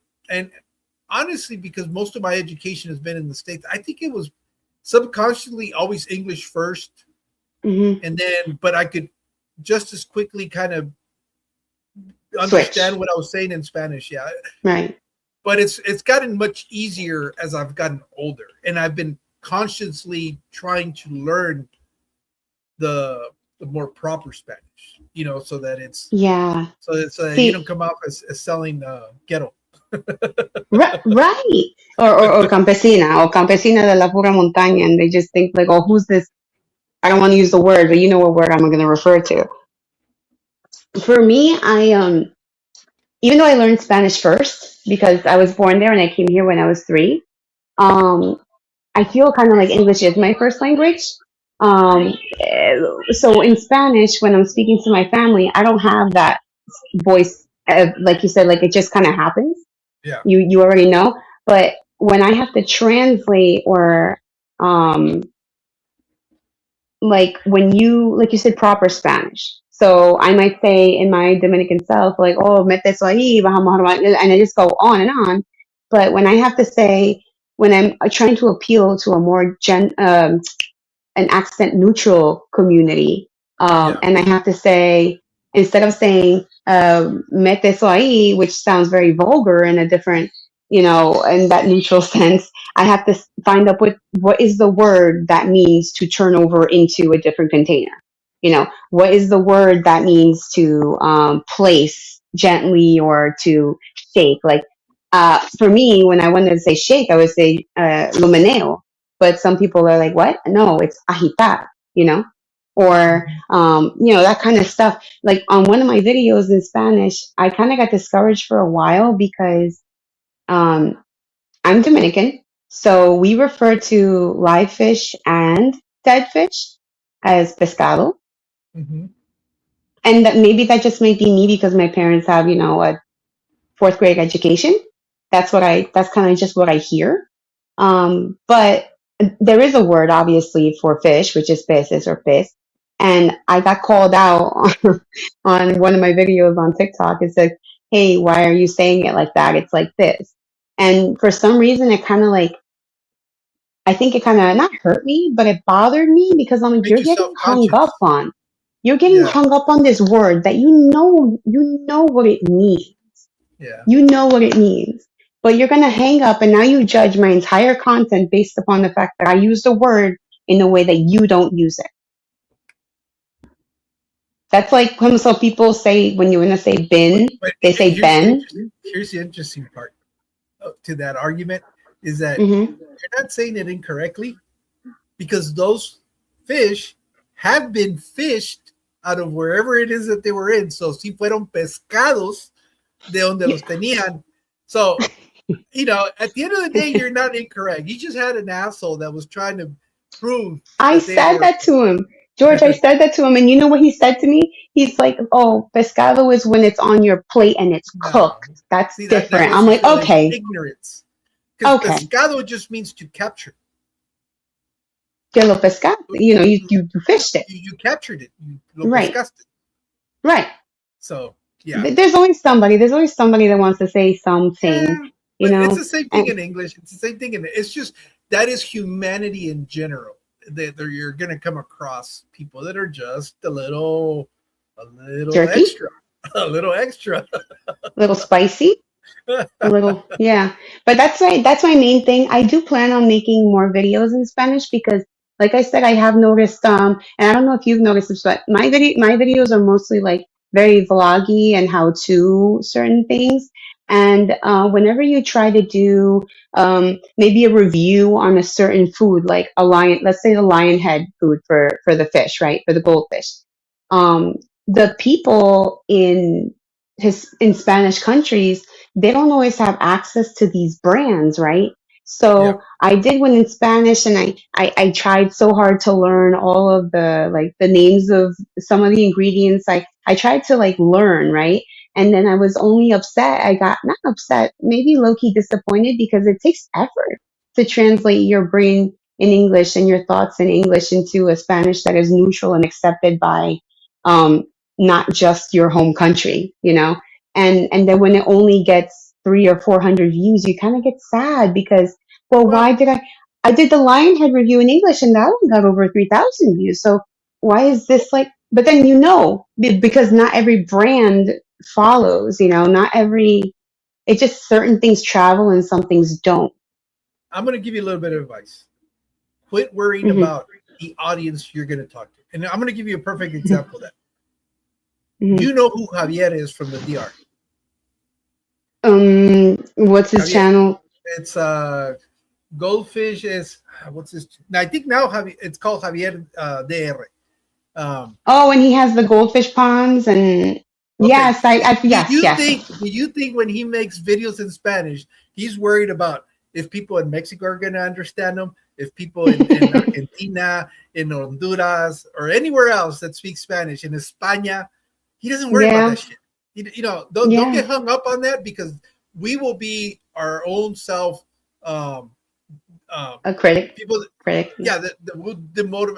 We will take that motivation out of us, that initiative, because we'll become self conscious. Oh, they're gonna look. What are they gonna There's plenty say? of Oh people. There's God. plenty of people that speak Spanish that will understand exactly what it is you're trying to say. Just like Yeah. if I were to go back to talking my LA Spanish or Spanglish, because that's really what we speak in LA is Yeah. Spanglish. It's not, Yeah. Yeah. when you're as a matter of fact, I didn't realize that how bad my Spanglish was because I live in the border. I live in the border of the United States and Mexico. Like by San And Isidro? no, No, that's Mexicali and California. yeah, Yeah. yeah. Yeah. But Yeah. no, I grew up in California. It was in Mm. Calexico y Mexicali. Mm-hmm. And Yeah. you go to Mexicali, which is in Mexico, and you can go and you ask, ¿Dónde está el parking? But you look up They that don't word in know. Spanish. Mm-hmm. No, they do know. Ahí está el parking. You look it up in Spanish, that word does not exist in Spanish because it's not a Spanish word. Yes. It's an English Yes. word that I am pronouncing in Spanish, parking. Es But in the border, estacionamiento. it's estacionamiento. But for the longest time, I thought, oh, okay, parking is estacionamiento. That's what it is. Because Mm-hmm. in the border, there's so much influence from the United States and Mexico that the words are interchangeable. I love that you You know, said it that way. I love that you said it that way. it's I it's love they're that you said it that way. interchangeable. I didn't Mm-hmm. know that soda was an American word that we said in Spanish in the border. You go past the border in Oh, Mexico, it's refresco. They don't know what a soda is. or They in look at you Honduras, like fresco. soda. Yeah, it's a refresco. Mm-hmm. And those are things that I didn't learn until I started. It's funny enough traveling and Uh-huh. and and and now with social media that you start realizing, holy shit, we speak when they say in Mexico, they consider us Mm-hmm. northern part of Mexico because we're on the northern part of Mexico, we're on the border. And les Oh, llaman really? norteños. And Ah. norteños have a very, very distinct accent and Mm-hmm. way of Like chiquis. speaking. Yeah. Yeah. Uh, and they consider us to be very abrupt, like duros, fuertes, regios, they call it. Regios. Ajá. Yes, sí, sí. That's Mm-hmm. because up north, and we tend to be a little bit more um, forward. Up. Would be the correct Mm-hmm. word in English. We're more forward. We don't do like the whole um, ay, como ha estado vecina, cómo le ha ido. It's like, hey, vecina, ¿cómo le mueve el carro? It's like straight to the Like point. Dominicans, we're like Yeah, that. We're like straight that. to the What is the point. point? Yeah, Yeah, I see. It's like when people that you're gonna sit down in the chair and you're gonna do 3 rounds around the chair before you sit on it. Like you're not making a nest. Like why are we here? What's the conversation? I know how you feel. I know how you where feel. I know if how you you feel. go further into Mexico, it's rude. It's rude to be very forward. So Yes. it's really interesting. All these different little, even within your own culture, the little nuances that exist, and Right. it's always very fascinating. But it's like I said, it's not until I've gotten older that I've become more conscious of that. But you know what? Hmm. At the end of the day, if you're what you're doing is interesting, people will watch. Hmm. I'll tell you what. One of the things, and this is really to the people that have supported me. I am always amazed even though I will put on there, I am doing something in Spanish, there's a core Hmm. group of people that support me no matter what. They might not understand Oh, a single thing that I'm saying, but they're there to support me. I They're saw there. that. I do watch some of your lives in Spanish, and I'll see the person that comes in and goes, "Hey, George, I got no idea what you're saying, but I'm here, buddy." Like, and I'm like, you go. That is someone that is somebody that you want in your circle. I have no idea what you're saying, but I'm here. Yeah. So I've gotten to the point now where I don't even worry about that. If I'm going to do something in Spanish, I'll do it. The problem is the algorithm doesn't know what to do with us. It's not trained to be Yes, dealing with bilingual people because exactly. they've gotten to a point where you were doing a majority of your videos are in English per se, and Hmm. they Hmm. understand that's in the hobby. And Yeah. then when you do something in Spanish, it is not sure where to push it. It's kind of like Right. trying to, okay, where do I put this? But I think as you progress, and the more you do it, you start finding people. Like right now, I'm going to point out a couple of people. Mario Goldfish doesn't speak a I lick of know. English, Yes. Yes. and he's here Yes. supporting. Uh, Oh, Peces hi, y Mario. Más, Hmm. David, he was here Hmm. supporting. So it happens both ways. I have people Hmm. that don't understand a lick of English that will come out here and just support for who I am. And because they do watch some of the stuff that I do in Spanish. Just like I have a group of people that don't speak any Spanish whatsoever, but just because it's me, they'll go watch and they'll support me.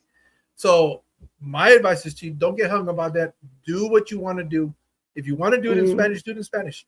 Let it sit there in your archive of work. People will find it. I'm surprised. I always used to think, and Funk and I have had these conversations because we talk about this all the time, Hmm. of the importance of doing your what he calls evergreen videos, or what social media calls evergreen videos. It's these informative long form videos instead of just doing Right. shorts.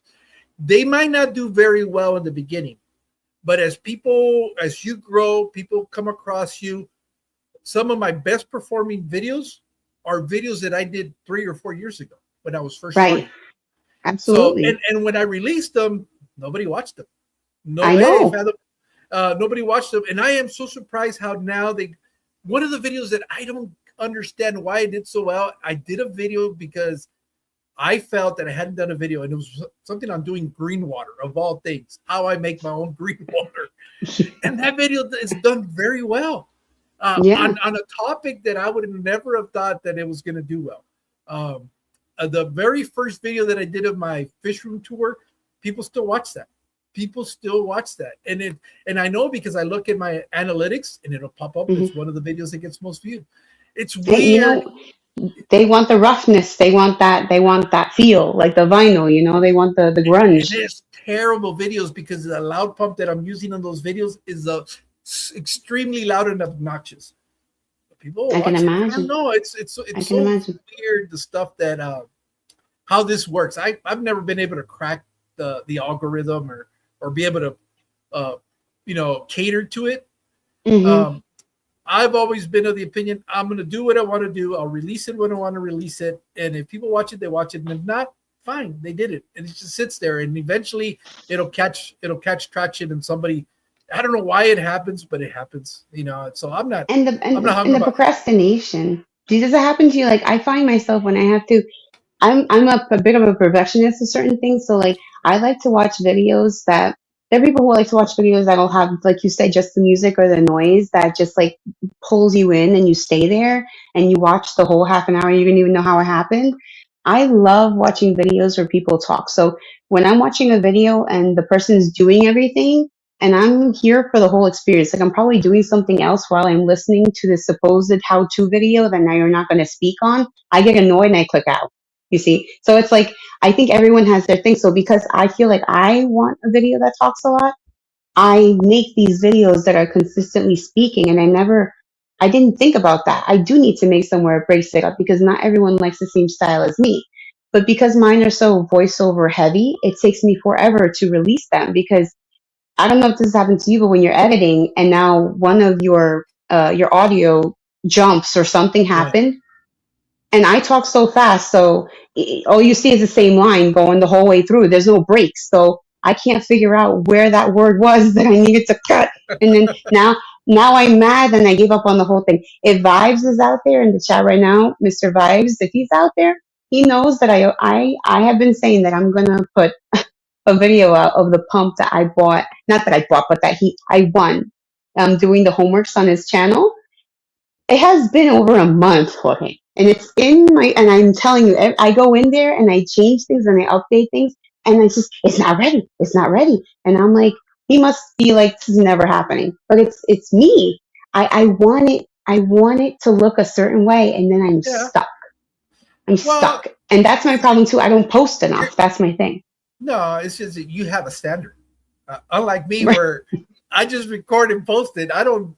It's funny you say, when you know about editing, it's like, no. Editing to me is creating a thumbnail, linking a series of videos together, and not even doing transitions. I just paste one video to the other one, to the other one.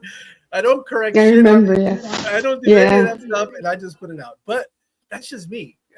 I really despise editing, I thought it was going to be something I would be able to grow into. The Yeah. more I did it, and the more I do Yeah. it, the less I want to do it. As a matter of fact, this whole tank back here, I just updated it, and I was gonna film it, right. Hmm. I didn't want to set up the cameras, and then I didn't want to have to be. Once I get working, I get into a flow, Yeah. and I don't want to stop. Right. And then having my attention span, I work on this tank and I start doing Hmm. something, and instead of doing the whole process, I started doing the water, and then the next thing I'm messing around with the tank over here, scooping duckweed out of it. And I don't even finish that job, and I'm back on this one, and then I'm trying to remove all the algae that was in there. You know And I what? don't even finish, and then I'm jumping on the 75 and I'm doing a water change. I am so all over the place that I'm so surprised that I ever get anything done. I just I have a one tank rule. That's it. My attention's here. It's stuck there. Again, the Zen. I'm here for 3 hours. I can be here for 3 hours on the same thing, but guess what? I know it's getting done because it's the only one I got. Well, besides the one at work, but oh, that's a different story. That's a different story. and That's a different story. that's the one that one what is it, a jar that you have at work, is the whole reason why I Yes, even found your channel. And I that's what my know. wife was telling me. So who are you interviewing today? I said, oh, her name's Ella Aquatics. She goes, and why her? I said, you know what? I came across her channel because I had done a filterless setup with in a 1 gallon plastic jar that we had here. I said, and because I did that, I was looking at other filterless systems. I came across your channel, and that's how I Yeah. remember watching the video. I left you a comment, and that's how our interaction started, was because of that jar at work. And I wanted to ask you, how is it still up and running?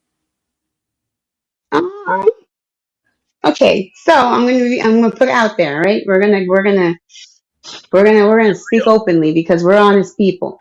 So it was doing well. First of all, it was really bad in the beginning because you when you leave things at work, you can't tend to them the way that you would when they were at home.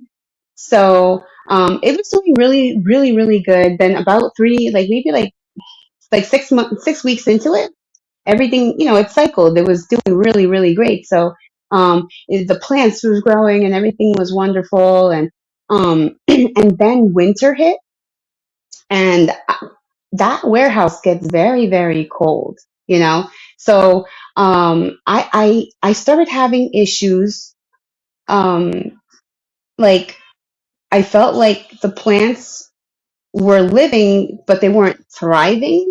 And I think because it was so cold in New York and we have a blizzard outside and it's probably 11 or 20, really low. We had a really bad winter, and that building, we closed for a couple of days because of the snow and stuff. So now you got this container that God knows how cold it is in there. Sometimes it's colder in there than it is outside on a regular day. So I don't know what happened, but I had started getting some die off. So then I did a big trim and I said, you know what, I'm going to get some snails in here. So for I had in my other tank, I had some mystery snails.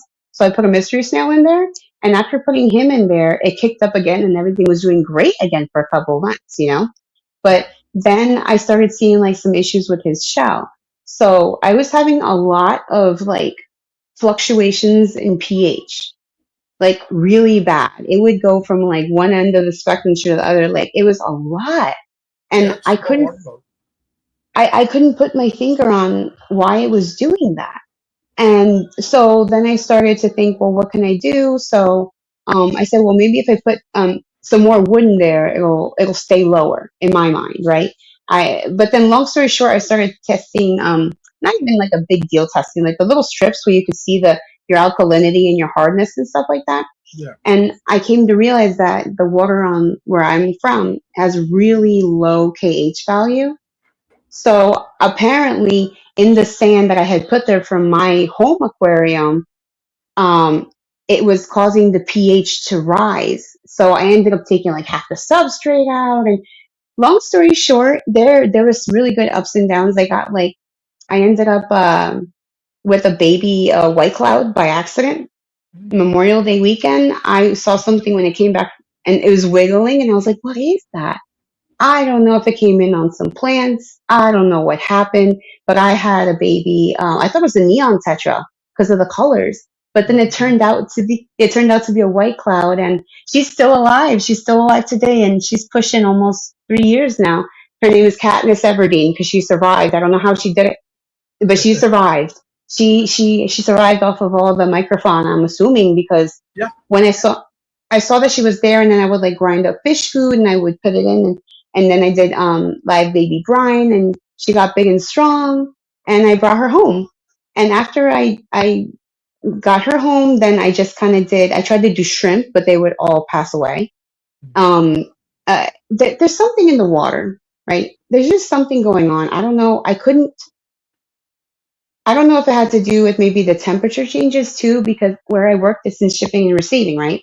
So Yeah. I'd had the bowl here, and then there was a window, like a drive-through window, that I would help my customers on this side, and then it was a door that led to the outside here. So if it was snowing or whatever, like I felt all the temperature fluctuations, and I have a feeling that may have done something to do with it. It may have been the water source that had low KH, and I had aqua soil mixed in with some of these round rocks that I tried to increase the calcium to keep my snail happy. It was a whole thing. And then I decided, I was, you know what, nothing alive is coming in this bowl anymore. It's just going to be plants. And then I did really good with that for a little over a year. But we've had some changes in my family life that I have had to drop down to part time at work. So I'm not staying late anymore. So Yeah. I couldn't stay late with the magic eraser sitting there cleaning all of the algae off the plastic jar. And then when I had Miss Katniss in there, I had to have a betta heater. And then the bowl started bowing a little bit where the seam was on Okay. the pretzel jar thing. And then it got in my head like, oh, geez, if this thing blows, my boss is gonna kill me. And it was by my computer. And it got to the point where like I found myself trying to stay late just so that I could clean it. And then we got cameras at work. So then I was like, well, now I really can't sit here huddling over this for half an hour. And so many I hope my boss isn't watching this right now. But then I started a campaign, if you will, to try to get like an office fish tank. Like, Oh, hey, okay. let's get a 20-gallon long in the waiting room. We could do like, we can do something like this. And he was like, listen, we can't. I can't have it in the. He's like, if you can put it in the waiting room, fine, but we can't have it on the shop because there's forklifts everywhere, and then so I started to put like a little bit of water in the waiting room area to see what it did, like what happens. And it got so hot in there because the sun would hit it a certain way. I was like, forget it. This thing will bake everything. I can't put anything in here. I would have to put a chiller in here in the summertime. So long story short, I ended up finding a 3-gallon, like standard little fish tank from like Marketplace, and I'm slowly transitioning everything over that way because I want to grow duckweed. Because I remember, you always told me just feed them duckweed. You always Yeah. feed your goldfish duckweed. I can't keep duckweed alive. I No. can't. They eat everything. Oh yeah. They'll even eat frog bit. They Yeah. used to not eat frog bit. Now they eat the frog bit too. They eat every. So but I found that when I try to buy duckweed, or even if I get it from like another hobbyist on marketplace or something, it's not always in the best condition. Like it's gross. Mhm. And so then I end up putting it on my windowsill and I try to clean it and it's a whole thing. So I feel like if I have my own source of duckweed somewhere, then maybe I'll be more inclined to feed them that more often. I want to be able to keep some stem plants that, because I love burying it up in here. I've decided I'm just gonna always buy plants and whatever sticks, you know. And I want to make it like a little planted tank, and hopefully at some point keep shrimp, Mhm. because my pH has been testing pretty well now that I have cover on it. Does that, have you ever seen that before? Like a tank without a lid is less stable parameter wise than maybe this other one that has everything the other one has, but it has a lid. Well, So yeah, now because I'm thinking, you have yeah.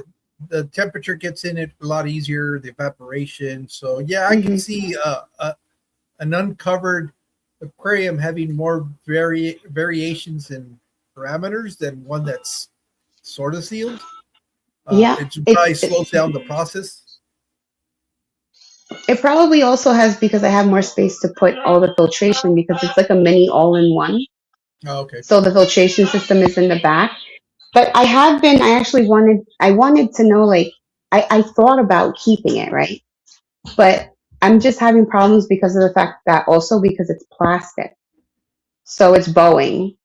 Mm. And then I would like to switch to glass. I think that would look beautiful.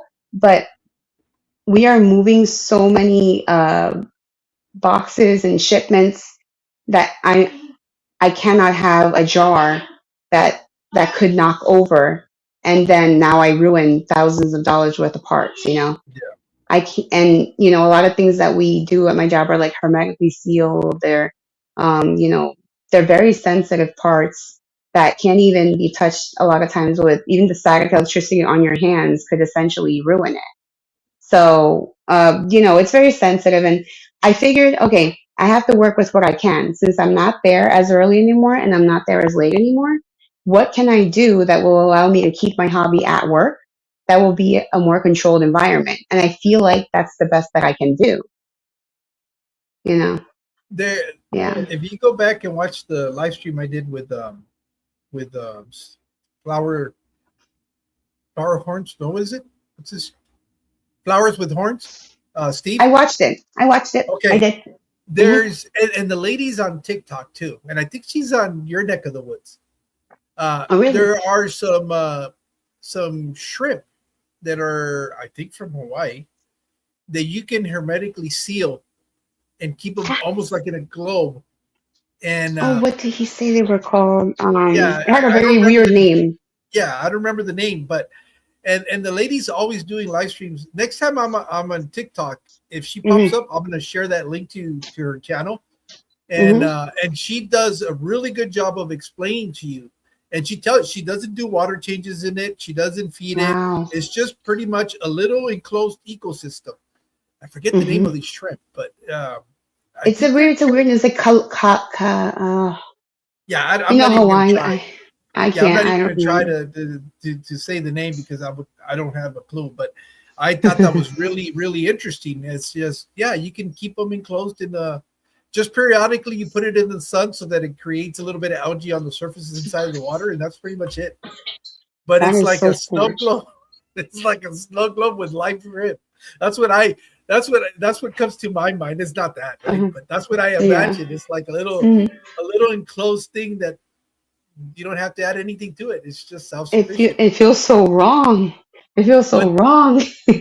but they're those organisms are meant to live like that, where they're in an enclosed Right. system. So it's not like you're Crazy. harming the shrimp in any way or anything like that. It's just Yeah. that's they've adapted themselves to be self sufficient. They Hmm. yeah, it's like a biosphere. It's more than a biosphere, Ben. Yeah. I forget what she calls it. It's I know it's an orb something that she calls them. but they're Mm. sealed. They're sealed little glass globes. They look like they could be souvenirs from a wedding. Yes, yes. They look like a snow globe, but turned upside down because of the Hmm. open parts at the top. But it's about the size of a nice big snow globe. I've But seen them. yeah, I think that some people put like the Marimo balls, moss balls, and those kinds of yeah, things too. they do. It's not. It doesn't take very much Hmm. to keep them in there. She puts a little bit of a piece of driftwood so that it has a Hmm. surface where the algae will grow on. But Right. it is the craziest thing I've ever seen, and it's a It's real thing. yeah. It's a legitimate thing. I'm gonna have to look into Hey that. Maggie, Yeah, how you share doing? it. Yeah, no, Definitely but share it. no, I gotta look her up, and as soon as I see her again, I know she does like live streams every Sunday for some reason. Uh, Mm. she's on the TikTok on Sundays in the The tiki mornings. time. The TikTok. But yeah, I'll have to look her up and send it to you. And that would be something that you could actually keep at work. That would be really cool. That would be There you cool. go. There you go. There you go. There you go. Fathom got it. Oh, Opaeula. Yeah. Yeah. I'm not. O, Yeah. Oape, Oapeula. Opeo. Oh, that is Hawaii. That is Yeah. Hawaii. That is Hawaii. Yeah. What? Those are What are it. you? Those are exactly it. And it's pretty cool. I mean, the shrimp have like, I would say they're like the sherry shrimp that get cold because they're not all red.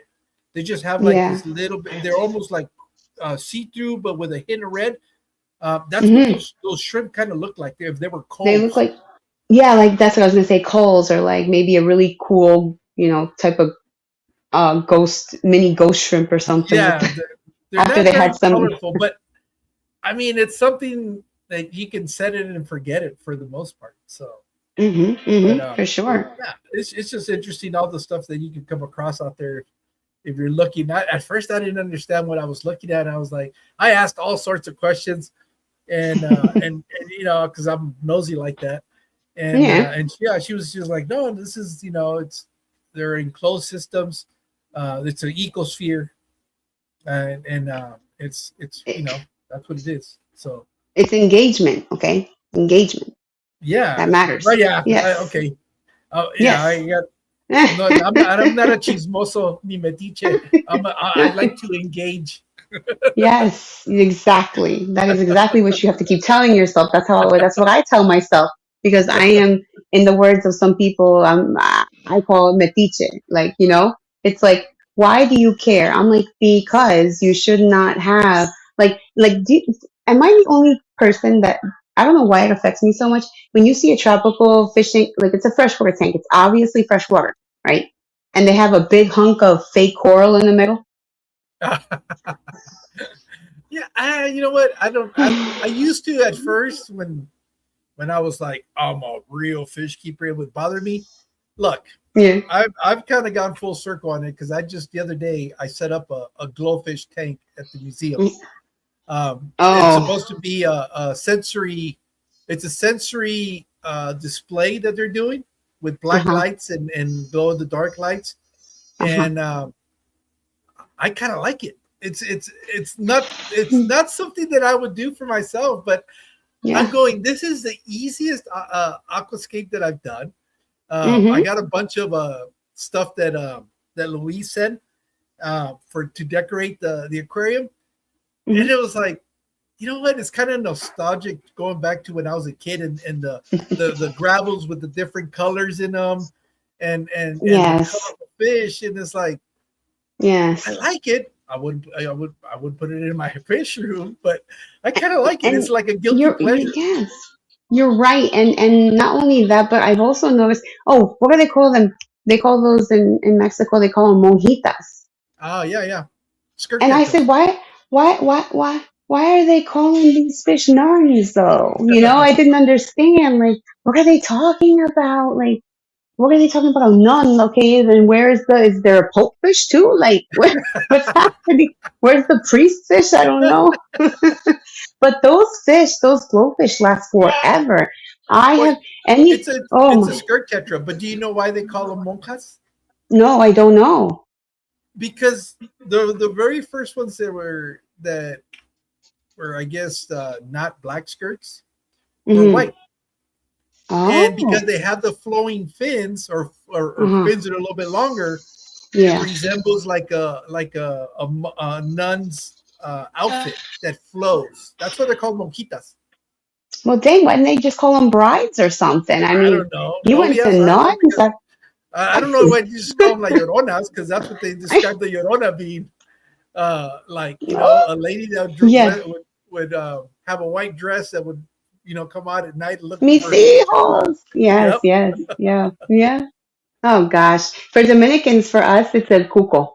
El cuco. So my mom, yeah. So I'm from Dominican Republic, and we had outhouses, and I would always want to go around the outhouse, and she would be scared that I'd fall in or something. She's like, Yeah. "I know, vaya para allá, te va a agarrar el cuco," and then like that was the boogeyman for us. Yep. Yeah, that Yep. was funny. We all have them. For us growing up, it was la llorona. If we didn't La behave or we Llorona. didn't go to sleep at night, si no se van a Hmm. dormir, les va a venir la llorona por ustedes. It's what they would tell us. Oh. Do you hear there was like this station on YouTube. It was called like Leyendas and something else.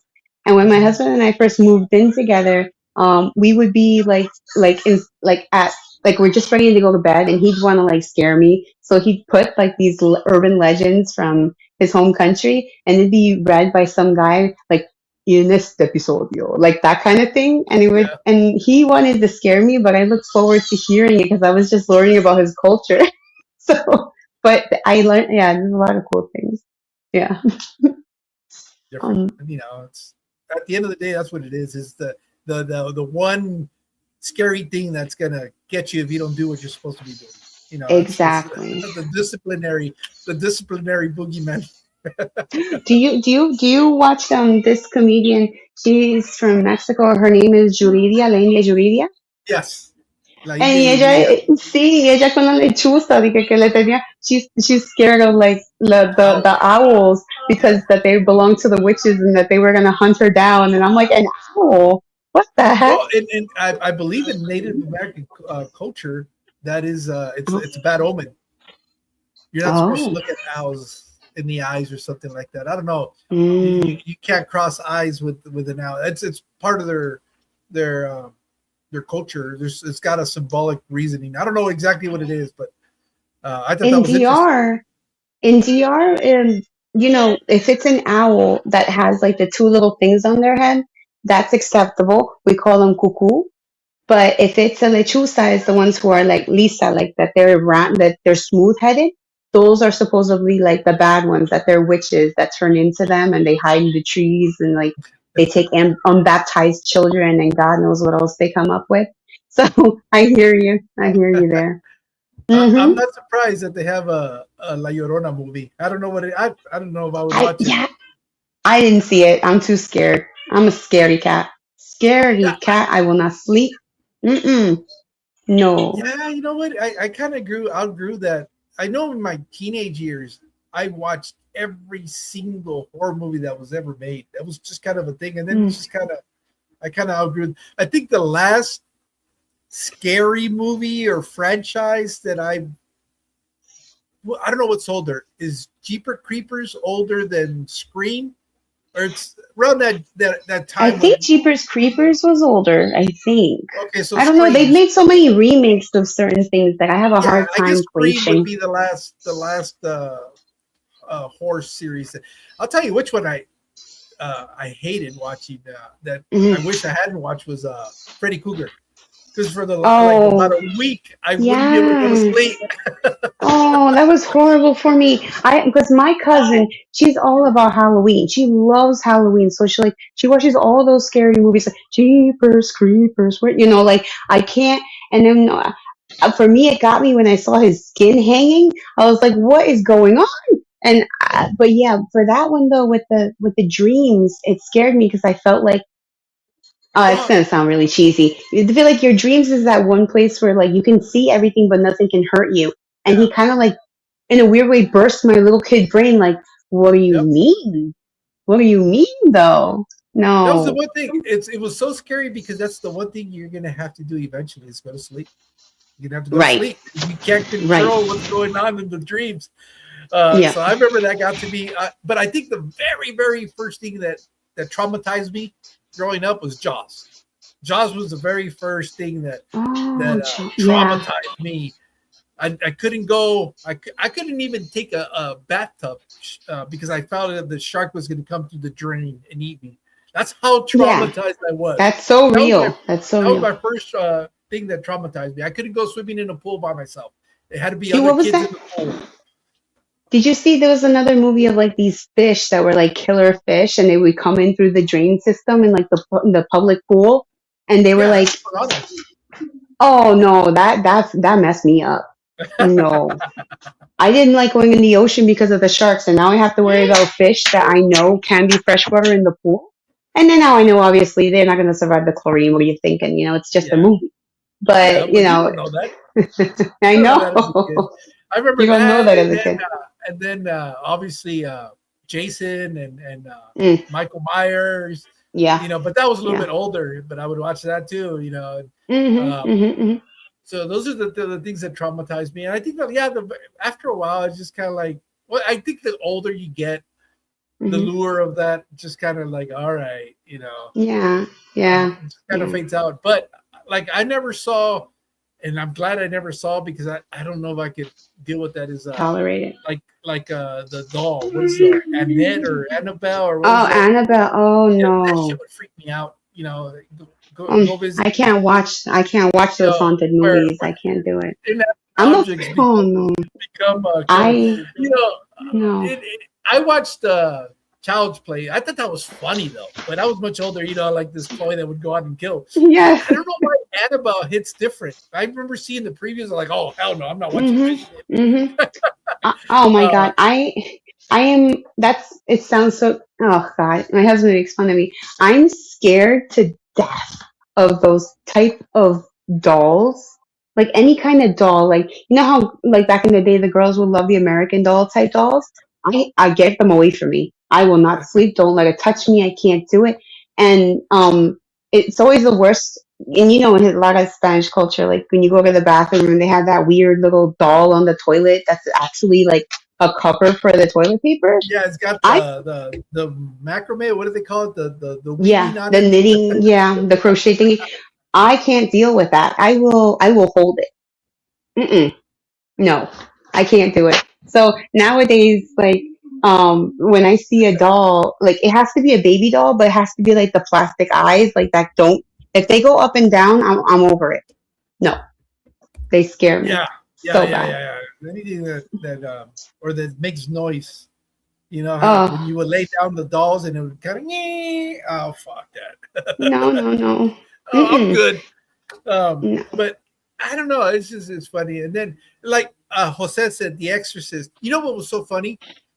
As a I kid, like watching those for some stupid reason. Some of the times as something a kid, scare me. that was Hmm. totally forbidden for us to watch The Exorcist. I Yes, didn't because watch The Exorcist until I was way, way an adult. I must have hmm been, I don't know, in my 20s when I first watched The Exorcist.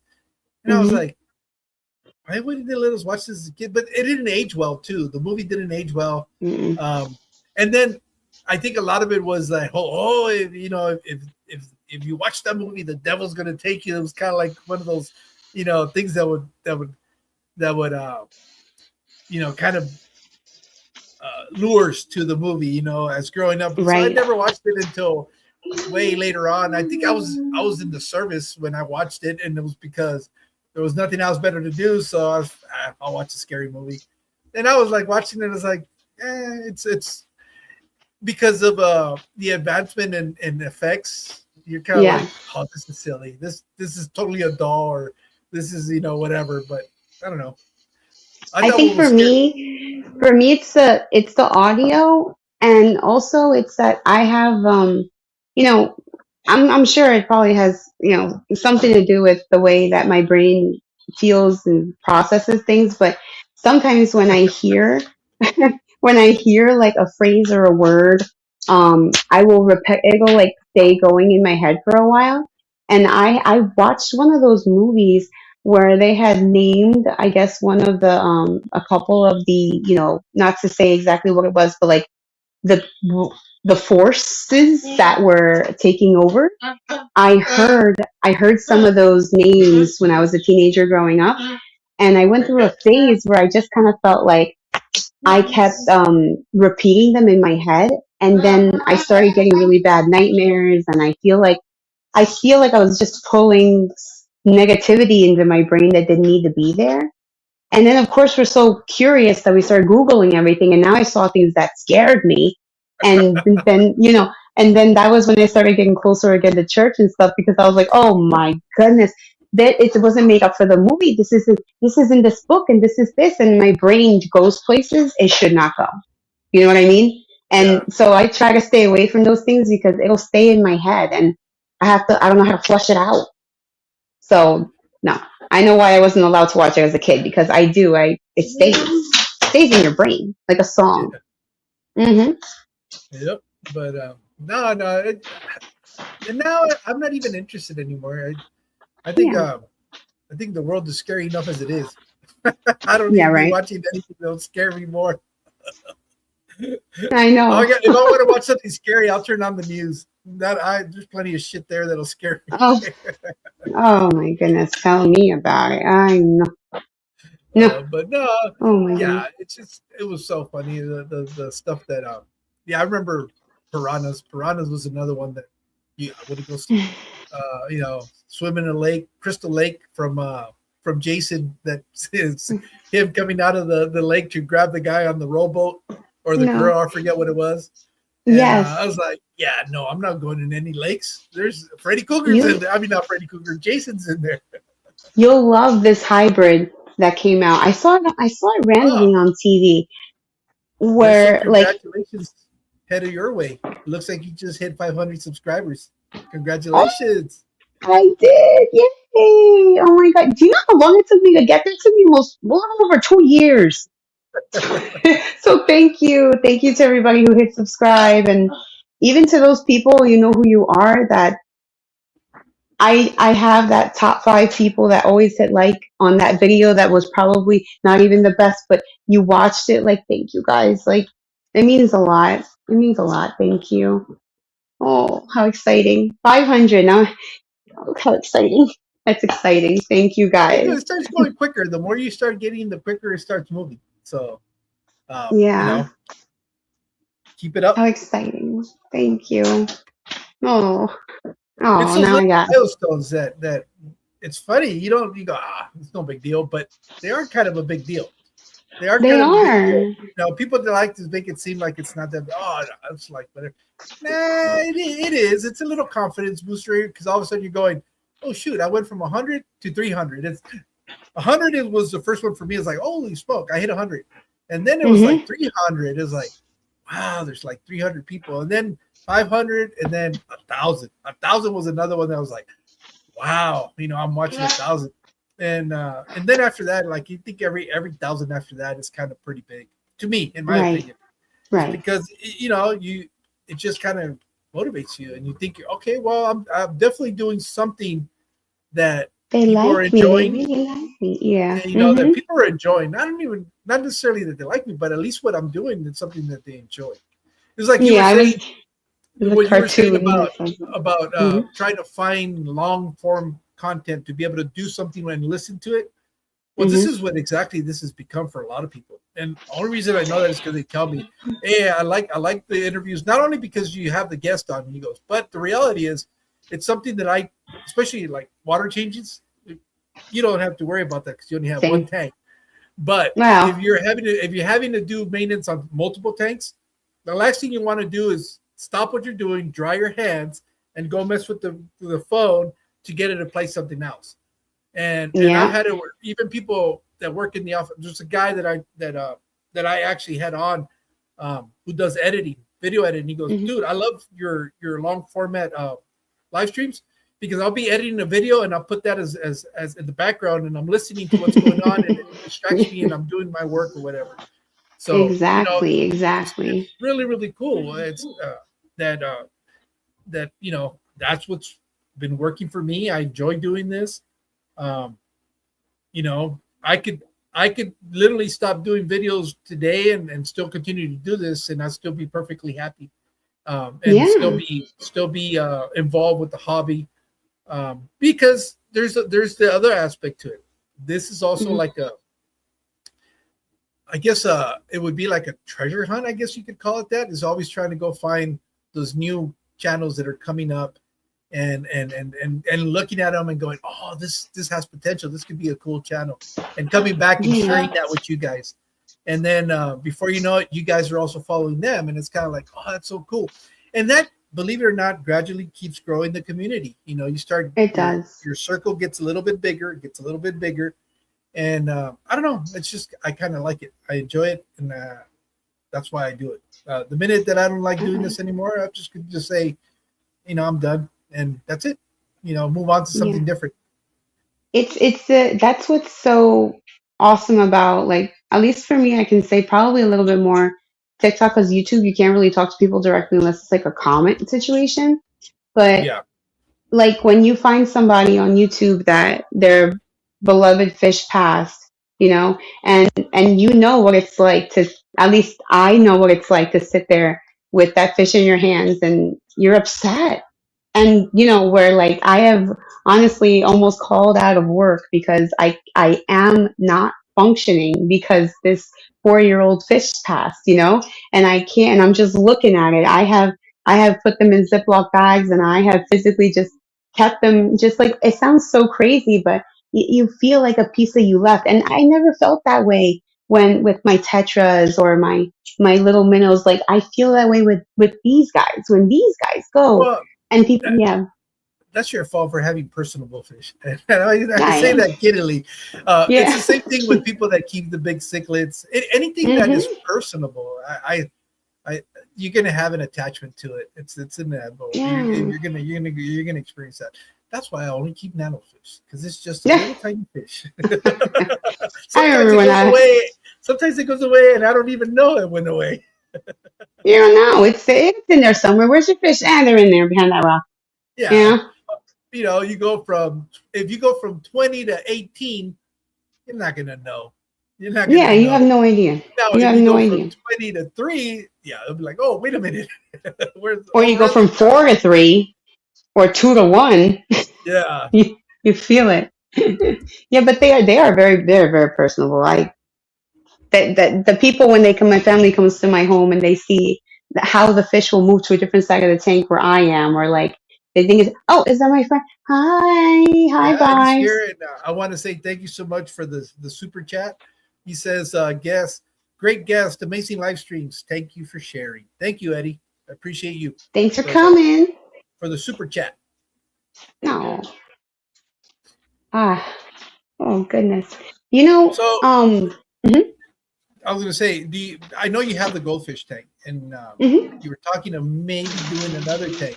So it would be what, a community tank, a cichlid tank. What do you think if it were up to you, what would It's be the next tank you would set up?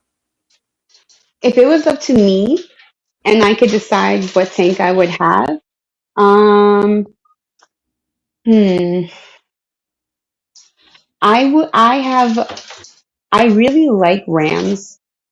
Oh, I okay. really, yeah. So, and I've been looking at these black rams that are coming out now, and I've seen a couple of these beautiful like black rams, and of course the regular, this kind of ram, the regular ram The cichlids. German I blue love ram. them. Yeah, and I also have a soft spot. Like I'm everywhere. I also really like the green terrors. I like the crebensis. I like I like the acaras. So I could see myself going towards like a Central South American dwarf cichlid mixture. Nothing against the Africans. There's just too much drama there for me. Like I can't. Oh, there's always something happening, and it's just not for. I love looking at them, but I think I'm more drawn towards the Central and South American, like the chocolate cichlids or the keyhole cichlids or the, you know, that kind of those kind of fish. So I would love to have like another 60, but just like Central and South American, sorry. Like that would be cool. Or I would love to do like a long style like Mhm. river tank, and I love hill stream loaches, pandagaras, those kind of fish. I have a hill stream in here somewhere too. She's in here somewhere. She's like pushing 5. She's in here somewhere. She's big, chunky girl, and I want to get more of those in here to help me with the rocks.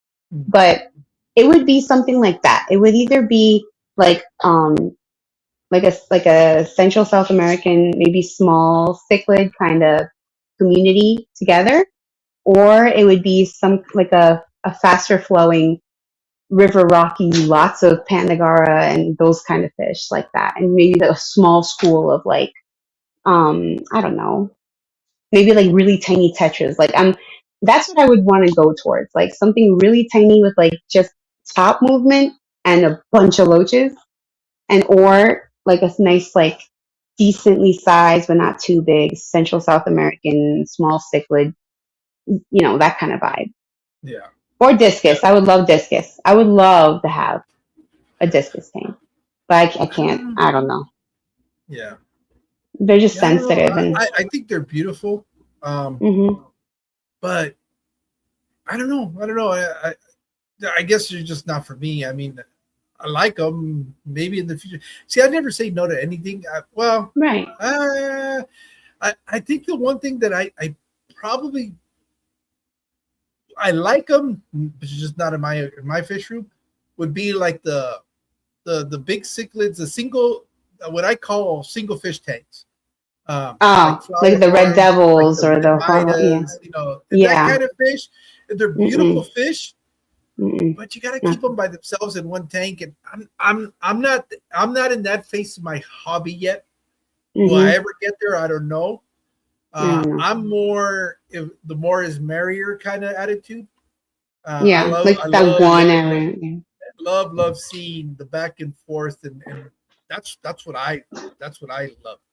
I'm See, finding like, out that I mhm. that I really really enjoy like the lower profile tanks for some reason. Yeah, I yeah. I, I find them more interesting, but I don't know if that's just a phase or if that's a real thing.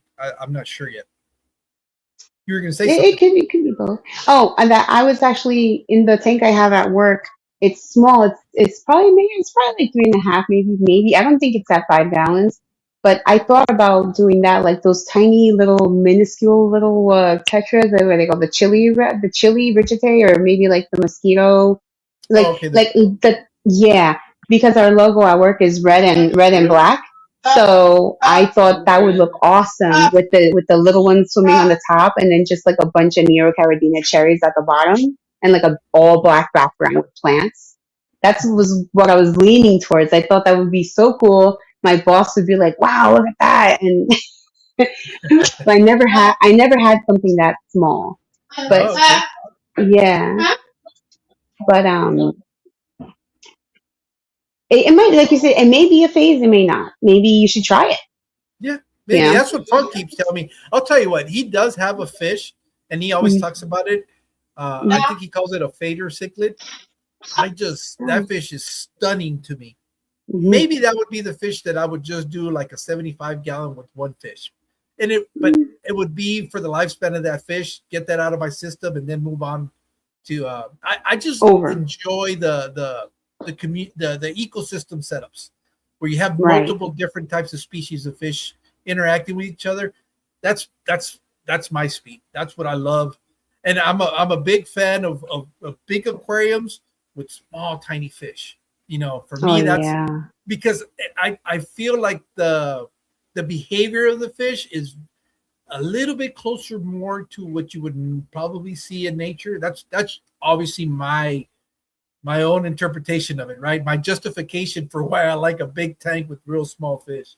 It's I just was all about that too. I love that stuff, but these little buttheads came in, and I can't go back. I don't know what they did. I mean, look at the face. He's literally, they'll just sit there and stare at me. This one's just sitting here staring at me like, you haven't fed us yet? Like, it's so cute. I can't. well, But it is beautiful. I love schooling tetras. If I could do that, just one tank and just have like hundreds of like rummy nose, or, just have them all just sinking like that. That's awesome too. That is awesome. thank you, Eddie. You just dropped the link to your channel. Thank you so much for doing that. Well, congratulations on 500. Thank you. Believe it or not, we've been sitting here for 2 hours. Oh my goodness. It's it's What? been 2 hours. It's Oh. Friday night. Your hubby's Hmm. home. Hmm. I'm taking enough of your time. I'm gonna let you go. I know we could probably do this for another hour, but um, thank you so much for coming on. Uh, Hmm. this went by real quick. It, two It hours really went did. by. I didn't even notice that there's a red thing that says live 2.4. My gosh, you're right. Oh, it's dark outside. So Oh I'm my. gonna let you go so you can enjoy the rest of the weekend with your family. Thank you so much for coming here, and I look forward to seeing all of you guys. Thank you guys for being here and coming to see Ella and supporting me. And thank you Thank you, guys for everybody. subscribing to her channel. 100 502. I mean, yeah, 502 is where you're at now. All right, Yay. And congratulations. Let's guys, keep it go going to up. TikTok. Go check out my TikTok because I'm at 800 and I want to get to 1,000. And I know I can do it. I can do it. I know I can do it. I just have to be consistent. And thank you for helping me achieve this goal I had for 500 on YouTube. And I know that at least some of you would find it in your hearts to check me out on TikTok if you haven't. I'm, I think I like my content. Maybe you will too. So check it out. Uh, Thank you. And thank you for inviting me. besides TikTok, what are your other social medias people can find you on? I have Instagram, but it's personal. The Okay. only thing I really have is the TikTok and the YouTube because Okay. I'm not very outgoing. I'm not that like out there person. I kind of stay away from a lot of the social media, but I was encouraged by my husband, so I just kind of went with TikTok because he was there. But yeah, yeah. But I wish I could say I had more, but I don't. At least not now. So if for some reason somebody was trying to get a hold of you to maybe do another guest appearance, which is the best way to Hmm. get a hold of you? You YouTube message or me.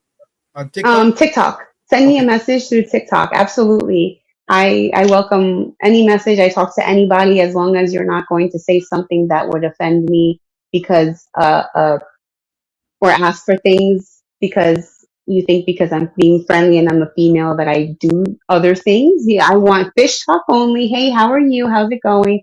I would love to do this. I'm all for it. Just I'm approachable. I will answer your message. I answer everybody's messages. Everyone. All right. Well, with that being said, thank you guys again. We'll see you guys soon. Be on the lookout next week. I not till the 10th. I'm going to have another episode of Mexicali, and I'm going to have Big Steve Glass Boxes. He's going to be joining me on the 10th, which is a Awesome. Sunday. But during the week, I might be able to do a couple of episodes of the plug. So be on the lookout for that. Bringing you guys some new channels that you guys can enjoy. I've been busy trying to gather information, and I think I've got a good list now again of a few channels that I want to be able to Hmm. share with you guys. So, with that being said, enjoy Awesome. the rest of your weekend. We'll see you guys Bye. next week and take care. Thank you. Bye, everyone. All right.